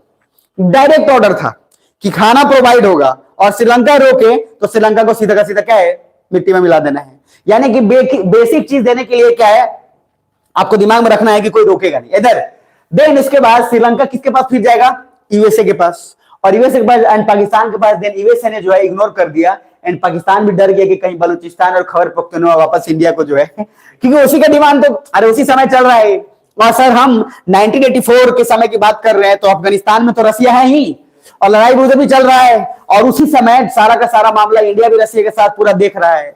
तो पाकिस्तान को अब ये लगा कि बड़े बेटा अगर हम इधर इसका मदद करने गए तो उधर हमारा जो बलूचिस्तान खैबर पख्तूनख्वा लेने के कुछ एरिया जो हम कब्जा किए हुए हैं वो भी हाथ से निकल जाएगा। तो पाकिस्तान हाथ से हटा दिया।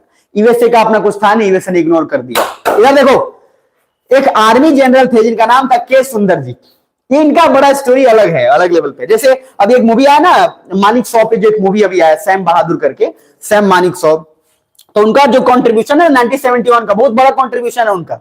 बहुत जबरदस्त कंट्रीब्यूशन है। तो आपको कभी टाइम मिले तो सैम मानेकशॉ मूवी देख सकते हैं, वो आपके लिए काम का चीज है। एनिमल से पहले मानेकशॉ देख लीजिएगा प्रभु, बाकी आपकी मर्जी है। जानवरपंथी आप में ही, तो आपको एनिमल देखने का जरूरी क्या है? अपना आईना देख लो, एनिमल देख लोगे। समझ आ रहा है? तो लॉजिक क्या है सर? मतलब मजाक था, बाकी आप देख लेना। तो जो मर्जी देखो भैया, देख लेना। लेकिन पहले जो जरूरी चीज है, मैंने बोला लाइफ में बहुत छोटा लाइफ है, तो प्रायोरिटी सेट कर लो कि पहले क्या करना है। पहले कर लोगे तो काम आसान हो जाएगा। हमारा प्रायोरिटी जो जरूरी पहले होना चाहिए वो अंतिम हो जाता है आमतौर पे। पढ़ाई पहले होना चाहिए तो सबसे अंतिम होता है। उसके पहले जैसे डेट आ गया किसी का, किसका डेट? शादी का, कि हमारे घर में 9 तारीख को शादी है अगला साल। बाप रे, उसका अभी से चल रहा है तैयारी। आप ध्यान से देखिए, आईएएस का एग्जाम बेचारा यूपीएससी वाला प्यार से बोल रहा था कि 1 साल पहले नोटिफिकेशन निकाल दिए हैं, काहे ना तैयारी करते रहे। 1 साल पहले नोटिफिकेशन निकाल दिए, तब यूपीएससी की तैयारी कोई नहीं कर पा रहा है। और वो एग्जाम सटीक है, दृढ़ है। और यहाँ शादी का 1 साल पहले आ गया है, तो सर पूरा का पूरा चल रहा है कि केने पहनेंगे, कहां बाल उपाड़ेंगे, केने मुर्गा वाला बनाएंगे कि मुर्गी वाला कट लाएंगे, पूरा दिमाग में चल रहा है। साल भर चलता रहता है। अब करीब आ गया 1 महीना। अब 1 महीने जैसे करीब आ गया तो और क्या होता है? अब धक-धक होने लगता है। अब होने लगता है कि नहीं नहीं, जो इतना दिन से सोचे थे वो ऐसा नहीं होगा। इंटरेस्टिंग बात है, इतना प्लानिंग के बाद शादी के दिन लगते हैं एकदम तोता लेगा बगल टाइम का। समझ पा रहे? या तो ऐसा पहन लिए, कुछ बुझाइए नहीं रहा है। और सर इतना, मतलब इतना थोपे हैं लेयर बाई लेयर कि आपको कोई दूर से देखे तो कहे कि तू है, और उसको पहचानना मुश्किल है। और कुछ लोग जो है सिंपल बड़ा अच्छा लगते हैं, और शादी का इतना थोप लेते हैं कि सबसे भद्दा वही लगते हैं। और सब लोग बोलते हैं कि क्या कौन मेकअप कर दिया है। मैं बस ये बोलना चाहता हूं कि प्रभु, 1 साल पहले यूपीएससी का नोटिफिकेशन निकलता है, उसका भी तैयारी करना होता है। शादी उदी का जो तैयारी है वो बाद में कर लीजिएगा। और अभी वेडिंग से इतना चल रहा है कि मैं कुछ लोग को देख रहा हूं कि जा रहे हैं एक दिन और ऐसा प्लानिंग करके जाते हैं। अब मान लीजिए आज रात में बारात जाएंगे तो कल सुबह में थोड़ी ना आ पाएंगे। ये बोलते हैं, आप सुबह में कैसे आ पाएंगे बताइए? इनको दारू पी के सोना है, सुबह में कहां से आ पाएंगे? सुबह में सारा जिम्मेदारी इन्हीं को दिया जाएगा, जितना भी पत्ता उत्ता बाहर गिरा उठा के ही रखेंगे। आप समझ पा रहे? अरे सुबह में कहीं नहीं आ पाएंगे भाई। रात में गए, आपको सोने का कौन सा व्यवस्था है? चुपचाप गए, खाए, आ गए, आगे फिर सोए, अपना रूटीन अपना सुबह से मेंटेन कर लिए। क्या कर दिक्कत? वहां पता थोड़ी उठाना है आपको, लेकिन फिर भी जाएंगे, सुबह में नहीं आएंगे क्योंकि रुकना है। विदाई भी तो देखना है, विदाई देखना है। समझ पा रहे कि विदाई कैसे होता है? तो ये सब जो है, ये सब टाइम वेस्ट है भैया। शादी में जो है 1-2 साल रुक जाओ। अगर जाना ही है तो रात में जाओ चुपचाप, और आराम से फिर चले आओ, ताकि सुबह का रूटीन जो है मेंटेन हो जाए। लेकिन ना, कितना लोग है अभी वेडिंग सीजन में देख रहे हैं, एकदम पागल की तरह नाच रहा है सब। अभी चल रहा चुकी सीजन, सब नाच रहा है। अब उतना नाचेगा भाई कोई बदहवास की तरह, तो सुबह में उठेगा कैसे? हो उठने का कोई चांस ही नहीं है। उठने के बाद उसके बाद 2 ही मौका है उसको, जब तक वो तो कुल्हाड़ी नहीं लगा तब तक नहीं उठ पाएगा। रिक्वेस्ट ये है कि शादी में, चुके अभी आप लोग में से जितने सारे लोग अवेलेबल है, कुछ ना कुछ लोग कहीं ना कहीं पे 1 ना 2 कार्ड आया होगा जरूर, और दिमाग में उनका चल ही रहा होगा। ये गारंटीड है। तो भैया बचिएगा उससे।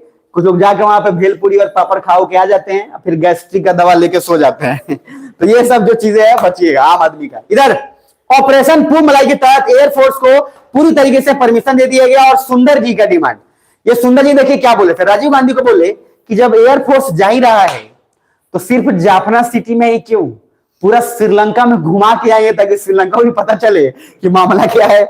अब सर ये राजीव गांधी बोल रही तो हमसे भी ज्यादा खून खौलवा निकला। और सर हमने पूरा का पूरा उसके बाद एक है रिकनाइसेंस ऑपरेशन, ताकि श्रीलंका को भी डर का एहसास हो। तो हमने सिर्फ जाफना सिटी में ही एयरफोर्स को नहीं घुमाया, पूरा श्रीलंका में घुमाया कि बोले बेटा देख लो, एरिया नाप लिए। 4 मिनट लगेगा, 4 को नीचे गिरेगा, मामला खत्म हो जाएगा। अब ये श्रीलंका को सर वाकई में बहुत डर लगा। अब जरा देखना, 86 में एक नाम इसमें आपको दिखेगा, ये नाम है जयवर्धने, दिख रहा है? तो जयवर्धने में, ये महिला जयवर्धने नहीं है, ये वही लोग हैं जो भागे थे अभी जब श्रीलंका में क्राइसिस आया। तो दोनों भाई जो है उसको आया राजपक्षे, ध्यान से समझिएगा। ये जयवर्धने जो है किसको कांटेक्ट कर रहा है? राजीव गांधी को, और कह रहा है कि एलटीटी को बोलिए कि वो वायलेंस कंट्रोल करके खत्म कर। राजीव गांधी कह रहे हैं अब हिसाब किताब, अब तुमको मतलब समझ में आया क्या है? राजीव गांधी बोले एलटीटी को नहीं रोका जाएगा। अच्छा, ये हरामखोर पहले भी तो बोल सकता था ये जयवर्धने कि भाई हम उसको बेसिक सप्लाई दे रहे हैं, सारा कुछ दे रहे हैं। लेकिन मैंने क्या बोला, कुछ लोग औकात में तभी आते हैं जब उनको औकात दिखाओगे तब। और औकात दिखाने का मैंने क्या बोला, माफ नहीं किया। क्या बोले कि पूरा का पूरा घुमाओ श्रीलंका में, इसको पता चले कि हल्के में ले रहा है कि इंडिया क्या है, इसको पहले बताओ कि क्या है। और जब बताया तब जयवर्धने का फोन आ रहा है। सेम कांड वैसे ही हुआ जैसे कि लाइफ में भी होता है, और लाइफ में बहुत लोग आपको इतना हल्का में ले लेते हैं कि पता नहीं चलता है। उस समय आप उसको कुछ नहीं करना है, कोई बदलाव नहीं, उस समय एक ही काम है, अपना नॉलेज दिखाओ, और नॉलेज दिखाने का तरीका है बन जाओ। उसका सब नॉर्मल, सबका फोन आने लगेगा। आईएएस बनने से पहले सब गरी आएगा आपको, इसके पास खाने को नहीं है, इसके पास ऐसा है वैसा, खूब बोलेगा। और जिस दिन बन गए सारे लोग फोन करना शुरू होगा, उस दिन बताना तब राम खिलावन का हलवा, उस दिन बताना। और उस दिन जब भी कुछ बोले ना, कुछ बोलना ही मत, क्योंकि बहुत सारे लोग जीवन में आपको बहुत सारा तहस नहस करेंगे, मेंटली फिजिकली, बोल बोल के पूरी तरह से बर्बाद कर देंगे कि तेरे से नहीं होगा, ये फलना ठिकाना। और जब बन जाओगे तब मजा आता है कि फिर उसके बाद क्या है। तो इसीलिए इधर देखो ध्यान से, ये हमने श्रीलंका को अगर ये नहीं करा होता ना, तो श्रीलंका को यह एहसास ही नहीं होता कि इंडिया को जो हल्के में ले रहा था, ये कभी एहसास नहीं होता कि इंडिया क्या है। और तब फोन आया, राजीव गांधी ने सिंपल बोला, अब जो हो गया सो हो गया, अब एलटीटी को रोकने वाले नहीं है, अब तुम भोगी हो, भुगतो अब।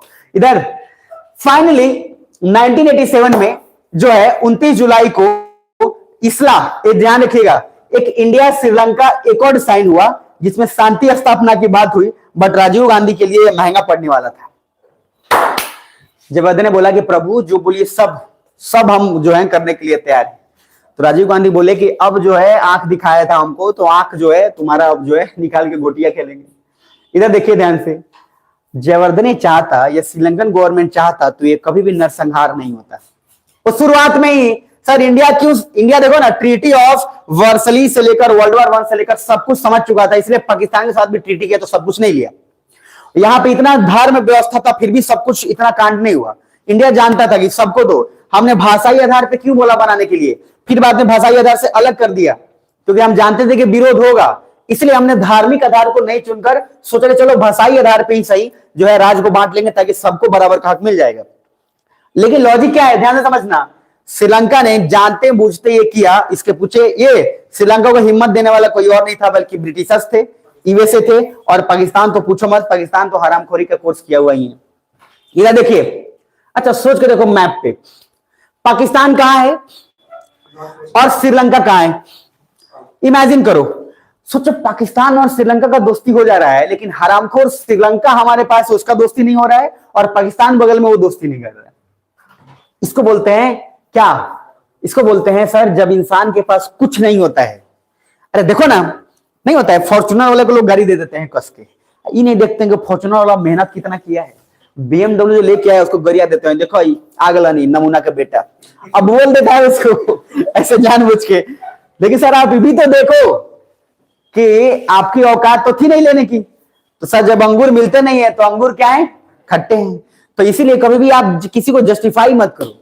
कोई अगर किसी का एटीट्यूड ठीक नहीं है उसको बोल दो, वो अलग बात है, लेकिन किसी का कर्म पे इस तरह से मत करो। अब वो आप जितना है, फॉर्च्यूनर एक बार एक चक्कर चढ़ा दिया आपके नट्टी पे तो काम आपका हो जाना है, समझ में आ रहा है। इसीलिए कभी भी मैंने बार बार आपको बोला है कि आप किसी के कर्म के उसको जो उसको प्रधानता दो, इस हिसाब से नहीं कि अब पाकिस्तान के पास कुछ नहीं है, श्रीलंका के पास कुछ नहीं है तो जलेगा किससे, इंडिया के पास, क्योंकि इंडिया के पास उसको पता है कि बहुत कुछ है, और जिसके पास बहुत कुछ रहेगा उससे, सर मैंने बोला जिसके पास कुछ नहीं है वो जलेगा ही जलेगा। एक साइकिल वाला हमेशा ये बात अगर ये बोलता रहेगा, मोटरसाइकिल से बढ़िया साइकिल वह जहां मन हुआ काना पे उठा के लेके चल रहे, 12 बातों में लेके चल रहे, ऐसा बोलेगा, बोल तो देगा वो, लेकिन उसको भी पता है कि मोटरसाइकिल की जो वैल्यू है वो साइकिल की नहीं है, ऐसा नो।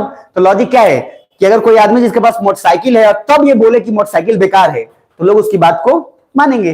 लेकिन मोटरसाइकिल है नहीं, साइकिल लोग बोलिए देगा कि नहीं है ना, अब बोला तेरा, उसमें क्या बोलते हैं, उसमें नहीं बोलते हैं कि डैश का दामाद बोल दिया जाता है उसमें, कि डैश का दामाद पड़ा, तो समझ में आ रहा है। अब इस तरीके से इतना बेइज्जती करेगा कि मामला जो है निपट जाए। तो इसीलिए आपसे निवेदन ये है कि भैया इस तरीके से नहीं करनी चाहिए। इधर देखिए, पाकिस्तान श्रीलंका इतना दूर है फिर भी दोस्ती है, ना पाकिस्तान का इंडिया से पट रहा है ना श्रीलंका का इंडिया से पट रहा है। और इसमें आप मुझे बताइए गलती इंडिया की है कि इन दोनों की गलती है, किसकी गलती है बताओ? बोला इंडिया की गलती है। देखो इंडिया की गलती कहीं से भी नहीं है, क्योंकि इंडिया ने पाकिस्तान को भी प्रपोज किया था, इंडिया ने श्रीलंका को भी प्रपोजल दिया था कि भाई म्यूचुअल डिफेंस करेंगे, किसी के साथ नहीं जोड़ेंगे। हमारा गलती तब होता जब हम अपने पड़ोसी को पूछते नहीं कि आपको क्या चाहिए। हमने अपने पड़ोसी को पूछा कि क्या चाहिए, पड़ोसी ने हमसे लेना पसंद नहीं किया, इसलिए हमने अपना दरवाजा बंद कर लिया, बात खत्म। हम नहीं पूछते, देन गलती थी। मेरी बात समझ में आ रही है? तो इंडिया जो है, और मैंने बार बार बोला, इंडिया ह्यूमैनिटेरियन कंट्री है, इमोशनल कंट्री है। हम लोग अगर मार भी देंगे ना तभी अफसोस बाद में खाएंगे खुद है, बेकार मार देंगे, जबकि गलती उसी का रहेगा।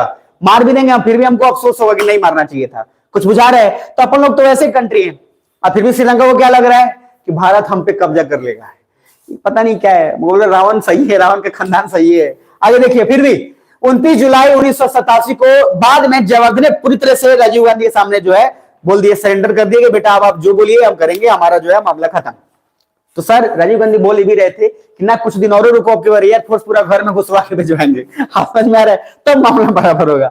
लेकिन फाइनली एक और साइन हुआ जिसको बोलते हैं इसला, ये नाम भूलना मत, इजी है, इंडिया श्रीलंका एकॉर्ड, सुन पा रहे हैं? और इसके तहत दो बातें बोली गई। पहला बातें 3-4 बोली गई, दो इंपॉर्टेंट है। पहला, Tamils north and north east Sri Lanka में रहेंगे एंड श्रीलंका को कॉन्स्टिट्यूशन में अपना संशोधन करना पड़ेगा, पहली बात। दूसरा बात, Tamil language will be occupied Tamil language will be accepted and provide them political councils, जहां वे लैंड पुलिस एक्सेट्रा खुद मैनेज कर लेंगे। बोला गया कि तमिल भाषा आपको एक्सेप्ट करना पड़ेगा और तमिल्स को पुलिस से लेकर वो सारा कुछ आपको देना पड़ेगा ताकि वो खुद अपना मैनेज कर ले। क्या बुझा रहा है? यानी कि ऑटोनॉमस बनाइए आप। तीसरा point, India peace keeping force भेजेगा श्रीलंका। कौन सा फोर्स? Peace keeping. सर ये फोर्स का मकसद क्या है? शांति के लिए, फोर्स लड़ने नहीं जा रहा है। तो पीस कीपिंग फोर्स श्रीलंका जाएगा एंड एलटीटीई को क्या बोला गया कि डिसआर्म करेगा एंड इंटीग्रेट जो है करेगा। अब आप मुझे बताइए, एलटीटीई को क्या करेगा? बोलेगा कि बेटा आप हथियार छोड़ दीजिए। मतलब ये बात कुछ वैसा हो गया कि पहले मैंने आपको रसगुल्ला दिया, खूब रसगुल्ला खिला दिया, अब बोला बेटा अब रसगुल्ला नहीं खाना है, अब देंगे ही नहीं, मांगते मांगते मर जाओगे, नहीं देंगे, नहीं तो शुगर हो जाएगा। अब ध्यान से समझना, हमने पहले बंदूक जिसको दिया अब उसको ये बोल रहे हैं कि बंदूक छोड़ दो। सर उसका आदत बन गया है बंदूक चलाने का, वो बात बात में बंदूक चला रहा है, इतना आसानी से कहां से बंदूक छोड़ देगा? ये एलटीटी को ये बात समझाने में भी हम सक्षम नहीं हो पाए। रॉ ने और जो मिलिट्री इन लोगों ने एलटीटी को उकसा दिया कि तुमको खत्म किया जा रहा है, तुम्हारा काम अब खत्म हो गया। और ये एक मैसेज एलटीटी ने पूरा एलटीटी में खलबली मचा दी है। अचानक से एलटीटी का दुश्मन श्रीलंका नहीं बल्कि कौन हो गया? इंडिया हो गया। और जो हमने जैसा बोया था उसका अब खामियाजा भुगतने के लिए तैयार रहना था। और ये इसला जो है लेके डूबेगा राजीव गांधी को। सो श्रीलंका ने 13th कॉन्स्टिट्यूशनल अमेंडमेंट किया, ध्यान से समझना, और ये सारा कुछ मान भी लिया। अब मानने के लिए उसके पास ऑप्शन भी क्या था? मानना ही था, गलती करी थी उसने, एंड जिसमें तमिल के लिए तमिल प्रोविंशियल काउंसिल क्रिएट कर दी है, यानी कि तमिल के लिए एक अलग क्रिएट किया गया। भाई ठीक है, आगे 1988 याद करो, जब रसिया कहां पे था? अफगानिस्तान में, और वहां से निकल रहा था। 1988 में इलेक्शन हुआ और यहाँ पे एवी, ये जो नाम है Perumal, become the first provincial council chief minister of Tamil वाला। तो तमिल के अंदर इलेक्शंस हुए और वहां पे एवी पेरुमल जो है जीत भी गए। यानी कि अब संवैधानिक रूप से क्या तमिल को पहचान मिला कि नहीं मिला? मिल चुका है। क्या बुझा रहा है? तो मामला सब शांत हो गया। अब आप मुझे बताइए, इंडिया और श्रीलंका के बीच में मामला शांत हो गया, इंडिया ने जो जो डिमांड रखा श्रीलंका ने वो सब कुछ मान लिया, तो अब एलटीटी का काम कुछ बचा क्या? नहीं। अब एलटीटी को हमने प्यार से क्या करना था? डिसआर्म करना था। क्या आप लोग सुन पा रहे हो? रेडी रहना। तो आगे देखो, नेक्स्ट, श्रीलंका को लगा कि आईपीकेएफ जो है श्रीलंका पे अटैक करेगी। ये बात श्रीलंका को भी एहसास हुआ, क्योंकि जब एयरफोर्स इतना घूम के जा रहा है तो पीस कीपिंग फोर्स भी बर्बाद करेगा। लेकिन रॉ, आईबी एंड आर्मी में ईगो क्लैश हो गया। रॉ का कहना था कि जब हम पूरा स्पेशल आर्मी हमारे पास है और श्रीलंका के सारे क्षेत्र को जानता है, रॉ ऑलरेडी श्रीलंका में काम कर रहा है, तो फिर आप आईपीकेएफ में फोर्सेस को क्यों भेज रहे हैं? क्योंकि उनको वहां के एरिया के बारे में कुछ भी पता नहीं है। अब ये देखो, रॉ को श्रीलंका की डेमोग्राफी की पूरी नॉलेज थी, जबकि आईपीकेएफ को बिल्कुल भी नहीं थी। सो अपने अपने में सब उलझे हुए थे, और ये सबसे बड़ा गलती हो गया। राजीव की गलती ये थी, राजीव गांधी की गलती ये थी कि उन्होंने रॉ, आईबी एटसेट्रा को बुलाकर एक सहमति बनानी चाहिए, बट एक ऐसा वो कर नहीं पाए। उधर एलटीटी को भी लगा कि इंडिया अब उनका साथ नहीं देगा। देन एलटीटी ने अब अपना काम शुरू किया। 1991 Rajiv Gandhi death and India disown LTTE, और राजीव गांधी को डेथ में ह्यूमन बॉम्ब का सहारा लिया गया, और जो है उसको मूवी के जरिए से बहुत बार दिया गया, लेकिन उनको माला पहनाने के लिए गई और सीधा उनको गले मिली और ट्रिगर दबाया और दोनों जो है गले मिलते मिलते साफ। तो लॉजिक क्या है कि एलटीटी ने बदला लिया राजीव गांधी से इस बात का। हालांकि अगर रॉ चाहती, अगर इंटेलिजेंस एजेंसी चाहती तो उसको रोका जा सकता था, लेकिन चूंकि आपस में ही सब उलझे हुए थे और यही सर सबसे बड़ा कांड हो गया जो कि एक देश का प्रधानमंत्री आसानी से निकल लिया। अब ध्यान से समझना, एलटीटी ने जैसे ही मारा, अब एलटीटी को खत्म करना नहीं चाहते थे, बल्कि इधर हम चाहते नहीं थे कि एलटीटी को खत्म करें, हम सिंपल चाहते थे कि अब आराम से जियो भाई, अब तुमको हक मिल गया, तुम रह रहे हो, अब तुम खाओ, मेहनत करो, काम करो। लेकिन सर आप मुझे बताइए, जो आदमी ना गुंडागर्दी में एक बार अगर कदम बढ़ा लेता है, उसके लिए बच के वापस आना बहुत डिफिकल्ट है प्रभु। ध्यान समझिएगा, ये सब रास्ते ऐसे हैं ना जो बड़े अट्रैक्टिव हैं, आपको ले जाने के लिए ना इतना जल्दी आपको मन करेगा बंदूक उठाए, बहुत आसान लगेगा आपको, वहां से निकलना बहुत डिफिकल्ट है, बहुत डिफिकल्ट, चाह के भी नहीं निकल पाएंगे। तो वहां के एलटीटी ग्रुप को, अच्छा जितना भी आप मूवी देखोगे उस मूवी में एक गुंडा हमेशा ही बात बोलता है, अगर हीरो ही भले क्यों ना गुंडा बन जाए। एक वास्तव मूवी है जो संजय दत्त का है, वास्तव द रियलिटी, और उसके बाद जो है उसमें क्या है, ये शरीफ टाइप आदमी रहता है, लेकिन शरीफ टाइप आदमी के बाद धीरे धीरे किसी तरीके से गुंडा बन जाता है। अब गुंडा बन जाता है तो उसके बाद उसमें वो बार बार बोलता भी है कि अब मैं इसमें आ गया हूं, अगर यहां से मैं निकलने की कोशिश करूंगा तो अब मुझे मार देगा लोग, लेकिन अगर मैं इसी में रह गया, अब आ चुका तभी मैं करता रहूंगा, जीवित रह पाऊंगा, मैं यहां से अब बचने की कोशिश करूंगा तो मैं मारा जाऊंगा। और इंटरेस्टिंग बात वही है, एलटीटी को भी पता था मैं सबके नजर में आ चुका हूं, अगर इंडिया ने मुझे बचा लिया तो श्रीलंका भी मुझे टारगेट करेगा ही करेगा, तो अब हम कहीं के नहीं रह गए, अब हम आम आदमी के जीवन नहीं जी सकते। और ये इंडिया इसको बचा सकता था किस तरीके से, बहुत सारे ऑप्शंस थे गवर्नमेंट के पास, उनको बुला सकता था, उनको बहुत सारी चीजें कर सकता था, जब ट्रेनिंग दे सकता है तो उनको बुलाकर वो सारा कुछ दे ही सकता है। लेकिन एलटीटी को कहां से मिस इंफॉर्मेशन हुआ, इंटेलिजेंस एजेंसी से, और इंटेलिजेंस एजेंसी ने एलटीटी को उकसा दिया, और उकसाने के बाद इन्होंने जो है ह्यूमन बम का सहारा लिया और राजीव गांधी का मामला खत्म। 1991 में डेथ हो रहा है, और याद करो 1991 में एक और बड़ा कांड हो रहा है, जब रसिया जो है पूरी तरीके से ब्रेक डाउन हो चुका है, यानी कि कहीं ना कहीं उसमें यूएसए का भी हाथ था। और ये इतिहासकार अपने पन्ने में बहुत स्वर्णिम अक्षर में लिख के गए हैं कि राजीव गांधी के डेथ के पीछे बड़ा कारण यह भी था क्योंकि राजीव गांधी चाइना के साथ बहुत ही जबरदस्त रिलेशन बना चुके थे, और इकोनॉमिकली बहुत ज्यादा पावरफुल इंडिया और चाइना को पूरी तरह से हमने जाकर बोला, राजीव गांधी ने, मैं पढ़ाऊंगा फॉरेन पॉलिसी में आपको, राजीव गांधी ने चाइना के साथ बोला कि या तो तुम बिजनेस करो या फिर बॉर्डर सुलझाओ। चाइना बॉर्डर सुलझाने में इंटरेस्टेड नहीं था, इंडिया ने बोला बिजनेस करो ताकि इसको उलझा सको इसमें, क्योंकि सर बिजनेस से कम प्रॉफिट तो कमाएंगे दोनों। तो इंडिया ने, राजीव गांधी ने, सबसे बड़ा उनका डिसीजन ये था कि चाइना के साथ बिजनेस शुरू कर दिया, और ये पच नहीं रहा था किसको, यूएसए को। तो डायरेक्टली इनडायरेक्टली भले ही वो एलटीटी थे, लेकिन एलटीटी को इस्तेमाल करने वाला वो पीछे आ गया यूएसए, क्योंकि किसी देश को, मैंने बार बोला, किसी देश के प्रधानमंत्री को एक ऑर्गेनाइजेशन मार दे वो इतना इजी नहीं होता है। अरे कुछ बुझा रहा है? इसीलिए 1991 में रसिया का टूटना, इंडिया का ऑलरेडी चाइना के साथ इतना ज्यादा रिलेशन जाना, ये कोई कोइंसिडेंस नहीं हो सकता है, और इसके पीछे सबसे बड़ा कारण कौन है, यूएसए। खैर फिर भी हम जिम्मेदार मानेंगे एलटीटी ग्रुप को। अब आगे उसके बाद यहां से राजीव गांधी के डेथ के बाद सर इंडिया का गवर्नमेंट जो है पूरी तरीके से पूरा, लोग सर सोचो ना, आप सोचो भले ही कुछ भी हो, लेकिन आप अभी मोदी जी हैं, खुदा ना खास्ता उनका डेथ हो गया, भगवान अगर हो जाए, लेकिन पूरे देश में हमारी और आपकी पहचान एक लीडर के बिना कभी नहीं हो सकती है। कुछ बुझा रहे हैं? अगर एक लीडर गया ना, देश कुछ नहीं है, देश कभी भी लीडर के बिना एग्जिस्ट ही नहीं कर सकता है। हमारा और आपका पहचान तभी है जब कोई लीडर है, लीडर खत्म, मामला खत्म, वो लीडर भले ही कैसा भी हो, लेकिन सर वो लीडर का होना जरूरी। इसलिए मैंने बार बोला है, बाहुबली फिल्म में क्या होता है, या हर फिल्म में राजा को टारगेट किया जाता है, पहले राजवा को मारना, सेनापति सब तो आप नहीं जो है पागल हो जाएगा, तो राजा को सुरक्षित रखना जरूरी है। और सेम मैंने आपको दिखाया था जम्मू कश्मीर में, हरि सिंह को सुरक्षित रखने के लिए कमांडर क्या बोला था, आपका सुरक्षित रहना जरूरी है, क्योंकि हम अगर जो है रह भी गए तो कुछ फर्क नहीं पड़ेगा, आपका रहना इंपॉर्टेंट। इधर पूरा लोग परेशान हुआ, इंडिया को सबसे बड़ा धक्का लगा, और 1991 से 2009 तक उसके बाद इंडिया ने सिंपल बोला कि अब एलटीटी को अपने हाल पे छोड़ दो। श्रीलंका और एलटीटी में लड़ाई होता चला गया, एलटीटी ग्रुप लगभग पूरी तरीके से खत्म हो गया।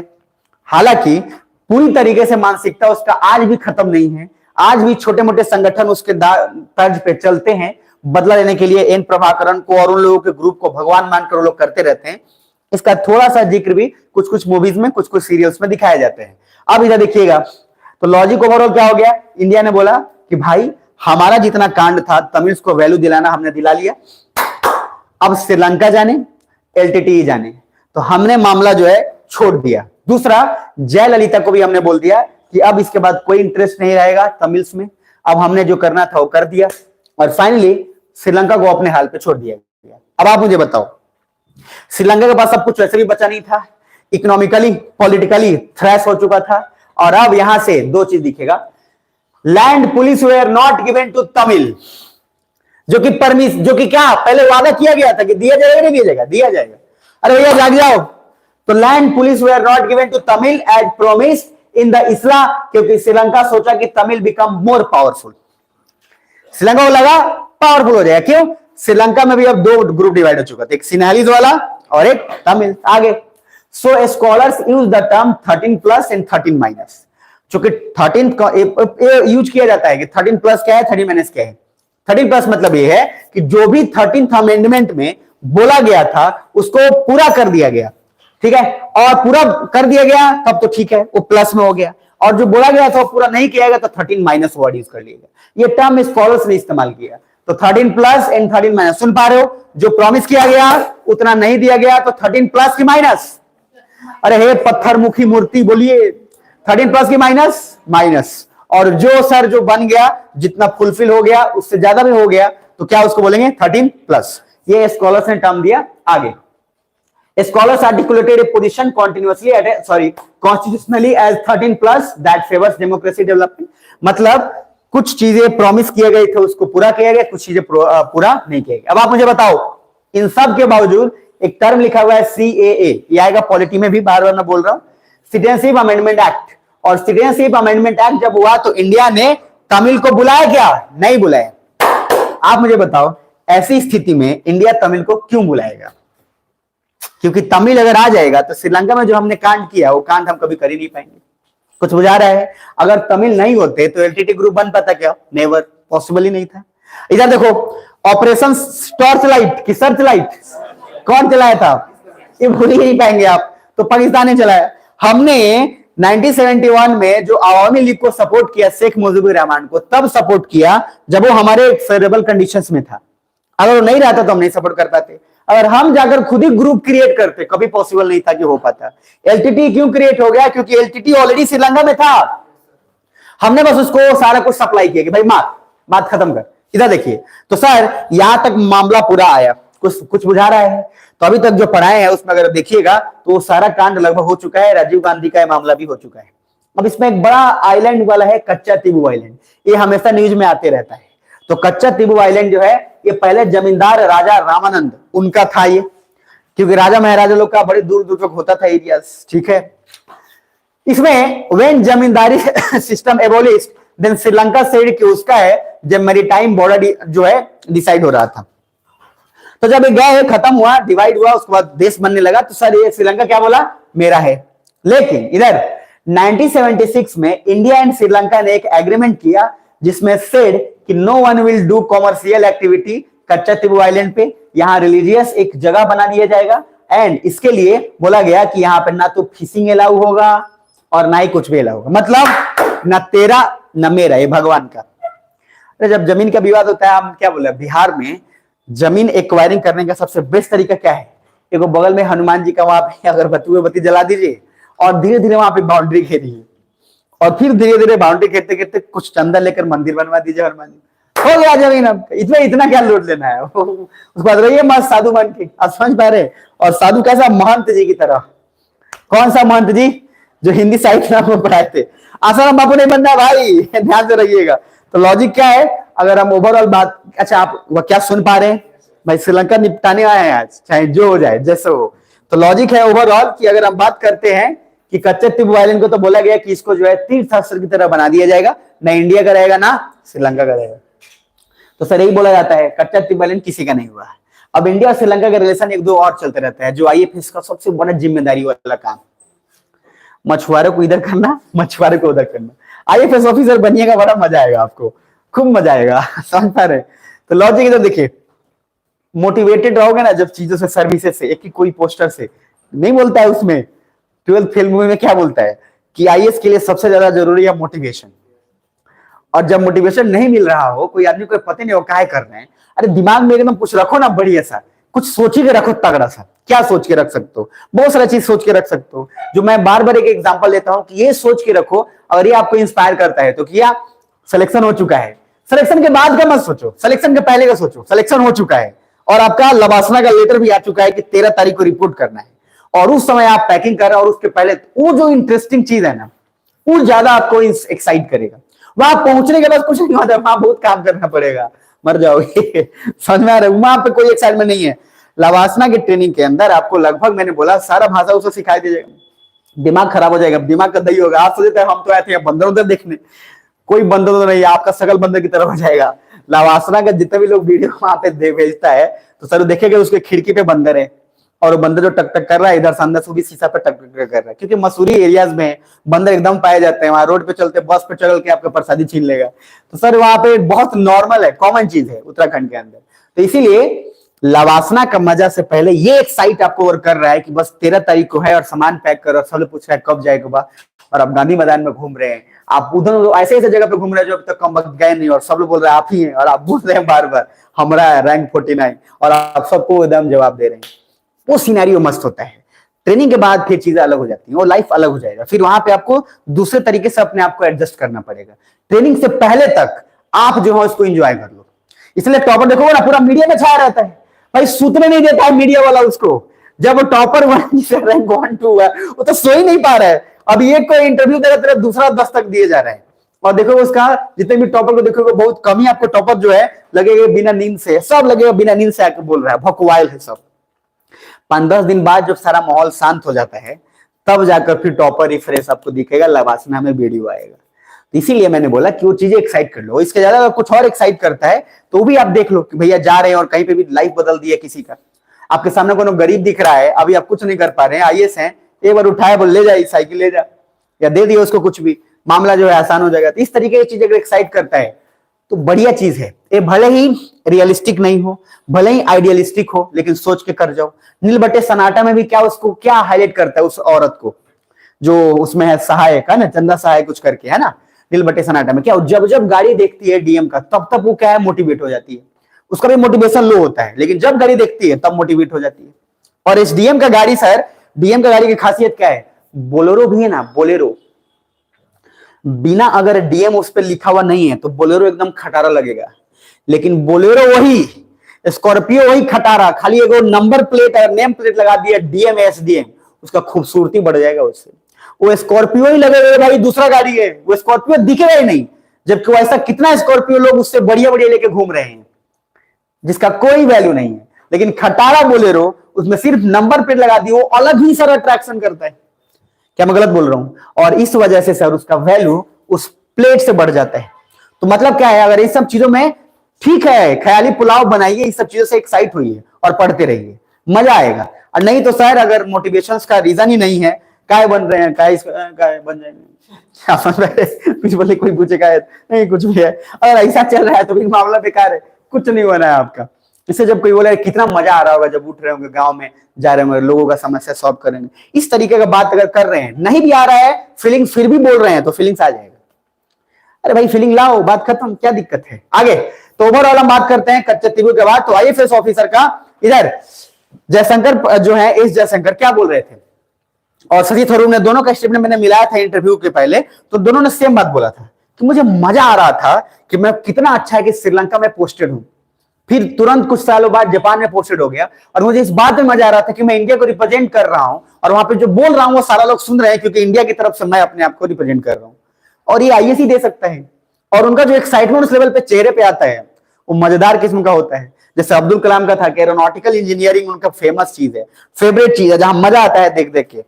तो जब वो फेल हुए थे और किसी दूसरे चीज में सक्सेसफुल भी हो गए थे, तब भी उनको बुरा लग रहा था कि मेरा डिपार्टमेंट कोई और था, हम कहां आ गए। तो लॉजिक ये है कि एक्साइटमेंट हो तो काम होता है। इधर देखिए, फिशरमैन इशू बहुत आ रहा है, सर इनको बड़ा बड़ा मछली चाहिए, मछुआरे को बड़ा मछली चाहिए, उसके चक्कर में श्रीलंका से कहां पहुंच जाते हैं, इंडिया। अब सर इस तरीके का काम चलता रहता है।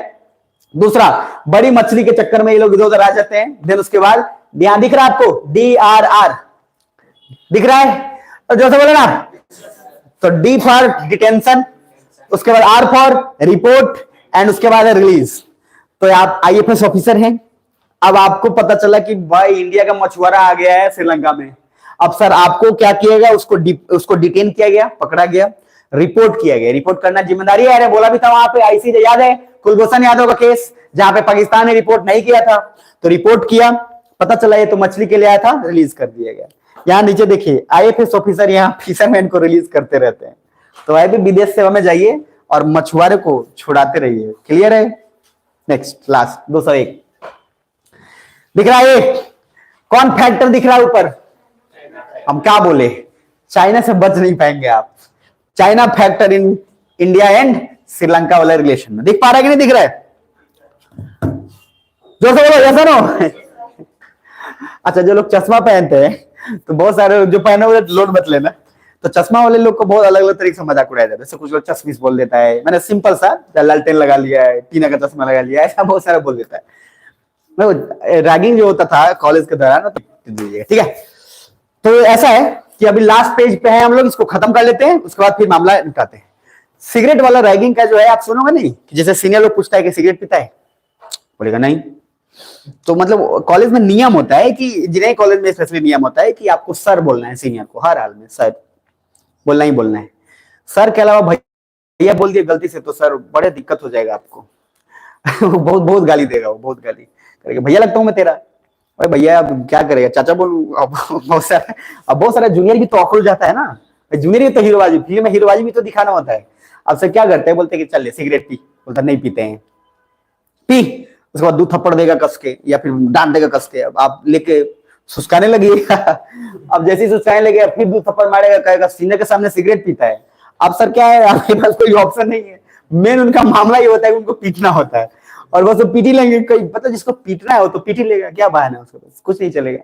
खैर, तो सर इंजीनियरिंग में आप लोग जो भी आदमी यहाँ पे मोतिहारी के इंजीनियरिंग कॉलेज है, कभी कोई आदमी जाकर देखिएगा, यहाँ का रैगिंग होता है अलग टाइप का। आप समझ पा रहे, यहाँ पे ना स्टूडेंट है ना टीचर है, किसी को कुछ पढ़ा ही नहीं, गया वहां देख रहे कि बकरी चल रहा है कैंपस में। आप समझ पा रहे, अलग इस टाइप के ऐसे ऐसे कॉलेजेस हैं, उनका क्या करिएगा, कुछ नहीं कर सकते। तो वहां पे मजा भी रैगिंग का तब आता है जब आप किसी बड़े संस्थान में जाएंगे, बड़े लेवल पे जाएंगे, क्योंकि आप मेहनत इतना करके गए हैं ना कि वहां पे रैगिंग जो होगा वो बड़ा साइंटिफिकली रैगिंग होता है, माइंड का कितना इसके पास नॉलेज है उस हिसाब से ट्रीट किया जाए। ऑक्सफोर्ड में जाइएगा तो अलग होगा, आईआईटी के अंदर जाइएगा डिफरेंट आईआईटीज में अलग अलग होगा, जो डिपार्टमेंट जिसमें डोमिनेट। जैसे मान लो आईआईटी बॉम्बे में कंप्यूटर साइंस बहुत फेमस है, तो आईआईटी बॉम्बे में कंप्यूटर साइंस वाला जाएगा तो क्वेश्चन कुछ वैसा ही पूछा जाएगा और मजाक भी कुछ वैसा ही किया जाएगा। तो मजा उसका है। छोटे छोटे कॉलेजेस का रैगिंग तो फालतू किस्म का होता है, कुछ नहीं, जहां पे अलग अलग टाइप का होता है, बेकार है। खैर लास्ट पे जाते हैं, चाइना फैक्टर। पहला है चाइना, देखो हर जगह एक ही काम करता है, पैसा लो जमीन दो, कुछ बुझा है तो क्या है, डेब्ट ट्रैप स्पेस। डेब्ट मतलब क्या होता है, कर्ज ना, तो डेब्ट ट्रैप और स्पेस। तो लॉजिक ये है कि भैया पैसा जितना चाहिए देगा तुमको, तुम नहीं चुका पाएगा तो उसके बदले क्या देगा हमको, जमीन। और सर श्रीलंका का बहुत सारा स्पेस, रामेश्वरम के बगल में बहुत सारा स्पेस जो है लेके बैठा हुआ है चाइना। और वो क्यों बैठा हुआ है, क्योंकि उसको हमको देखना है, क्योंकि हम लोग देखने में ठीक ठाक लगते हैं, ऐसा नहीं, उसको इसलिए देखना है कि भाई ये देख रहा है कि चाइना हमारे यहाँ क्या कर रहा है, श्रीलंका में आएगा तो पहले रोक देगा। अब आप श्रीलंका में एंट्री कर देख रहे हैं चाइना का यहाँ बॉडीगार्ड बैठा हुआ है, क्योंकि सर चाइना का हक से जमीन लिया हुआ है। अफ्रीका का मोस्टली कंट्री चाइना हरामखोर डेब्ट ट्रैप में रखा हुआ है, अफ्रीकन कंट्री, उनके पास पैसा ऐसे भी नहीं है। और सोमालिया का आदमी देखिएगा, उनके पास क्या ही है, ना तो उनके लिए देखो, ना तो उनके लिए ज्योग्राफिकल फैक्टर उनके लिए फेवरेबल है, ना उनके लिए लोकेशन वाइज बहुत ज्यादा फेवरेबल है। अब गरीबी से मर रहे हैं, क्या करेंगे, तो चाइना जो है वहीं पर जाता है। इधर देखिए, तो China is primary objective to keep an eye on Indian Ocean and get smooth access in it. Indian Ocean में चाहता है बिजनेस करे, अमेरिका का भी बहुत सारा इंटरेस्ट है इंडियन ओशन में। आगे सेकेंडरी ऑब्जेक्टिव है कि to make listening post just near by India in Sri Lanka.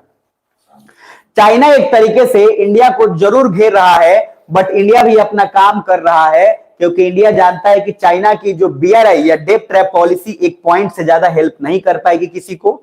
And then क्योंकि चाइना का इंटरनल कॉन्फ्लिक्ट भी है, उसका इंटेंशन भी हमें साफ नहीं दिखता है। कहने का लॉजिक क्या है कि सर भले ही चाइना ये जो पॉलिसी कर रहा है, देखो कुछ चीजें होती हैं टेम्पररी और कुछ चीज होती है परमानेंट। जैसे आपका टेम्पररी मामला क्या है, अगर आप चाह रहे हैं कि जैसे आपके पास 2 ऑप्शन में दूं कि ये मैं 5-6 रुपया दे रहा हूं और दूसरा मैं तुम्हें नॉलेज दे रहा हूं, इन दोनों में से क्या लोगे? अब जो आदमी टेम्पररी देखेगा वो बोलेगा ठीक है मुझे 5-6 रुपए दे दीजिए, लेकिन जो आदमी जो देखेगा कि उसका काम हो जाएगा, नॉलेज मिल जाएगा, उस नॉलेज को करोड़ों रुपए कमा लेगा, क्योंकि नॉलेज मिला वो सीख कर उसका बहुत अलग अलग तरीके से इस्तेमाल कर सकता है, किसी को दे भी सकता है तो उसका करोड़ों रुपए कमा लेगा। तो समझदार आदमी सीखेगा कि पैसा लेगा? सीख लेगा। और इसीलिए जब लाइफ में आपको इस तरीके का ऑप्शंस मिले तो सीखने पे बहुत ज्यादा जोर दीजिएगा। पैसा तो बहुत कोई दे देगा, पैसा बहुत आएंगे, पैसे के लिए क्या परेशान हो रहे हो, लेकिन नॉलेज जो आदमी देना उसकी इज्जत हमेशा करिएगा, और चाहे कोई जो रियल नॉलेज दे उसकी वैल्यू हमेशा करिएगा, वो बड़ा कीमत चीज है।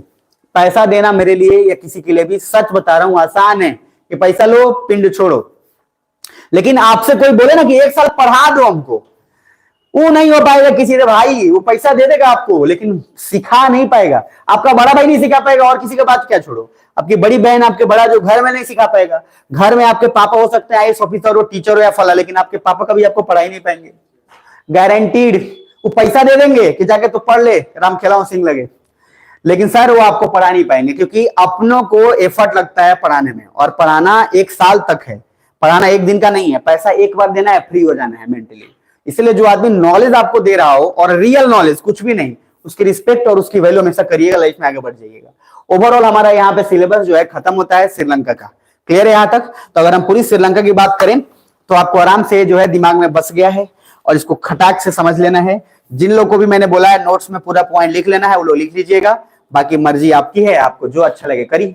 तो सर पहला एक बार देख लेते हैं पूरा नोट्स, तब चलते हैं उसके बाद, क्या बोलते हो? रेडी हो? तो सर देखते चले जाएंगे, तो देखते चले जाएंगे। तो पहला इंडिया श्रीलंका का रिलेशन हनुमान और ब्रिटिश टाइम से इसमें है ही है। सबसे पहला इसमें जैसे कीवर्ड क्या क्या याद रखोगे, तो कीवर्ड पहला ब्रिटिशर्स तमिल को लेकर गए और श्रीलंका के नॉर्थ और नॉर्थ ईस्ट में रख दिए, पहला कीवर्ड। क्लियर है? क्योंकि ये लोग के जाने के बाद ही सारा मामला जो है वहां पे क्लियर कट होगा।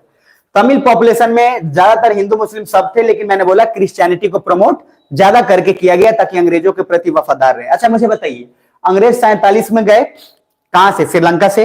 भारत से भी तो गए, भारत से कंप्लीट चली गए थे।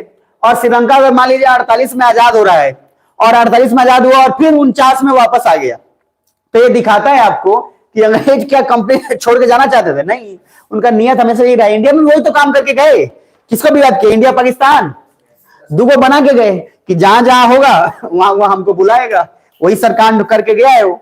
और आगे यहां मैंने बोला कि यूएसए का जो नियत है, ये इस पे बिलीव करना हमारे लिए थोड़ा सा डिफिकल्ट है, क्योंकि यूएसए हमारे साथ ऐसा ऐसा करता है, चाइना के साथ ऑलरेडी भी दो, लेकिन फिर भी हम डिप्लोमेटिकली साइकोलॉजिकली प्रेशर बनाने के लिए उसके साथ रहते हैं।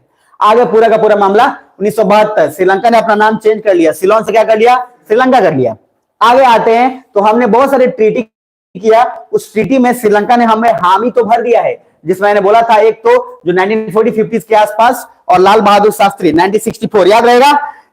अरे याद रहेगा ना? उन्होंने बहुत सारा ट्रीटी करने की कोशिश करी, लेकिन श्रीलंका वो भी माना नहीं। फिर उसके बाद इंदिरा गांधी के साथ 1974 में हुआ इंदिरा श्री मैप एक्ट, वो भी बात नहीं माना।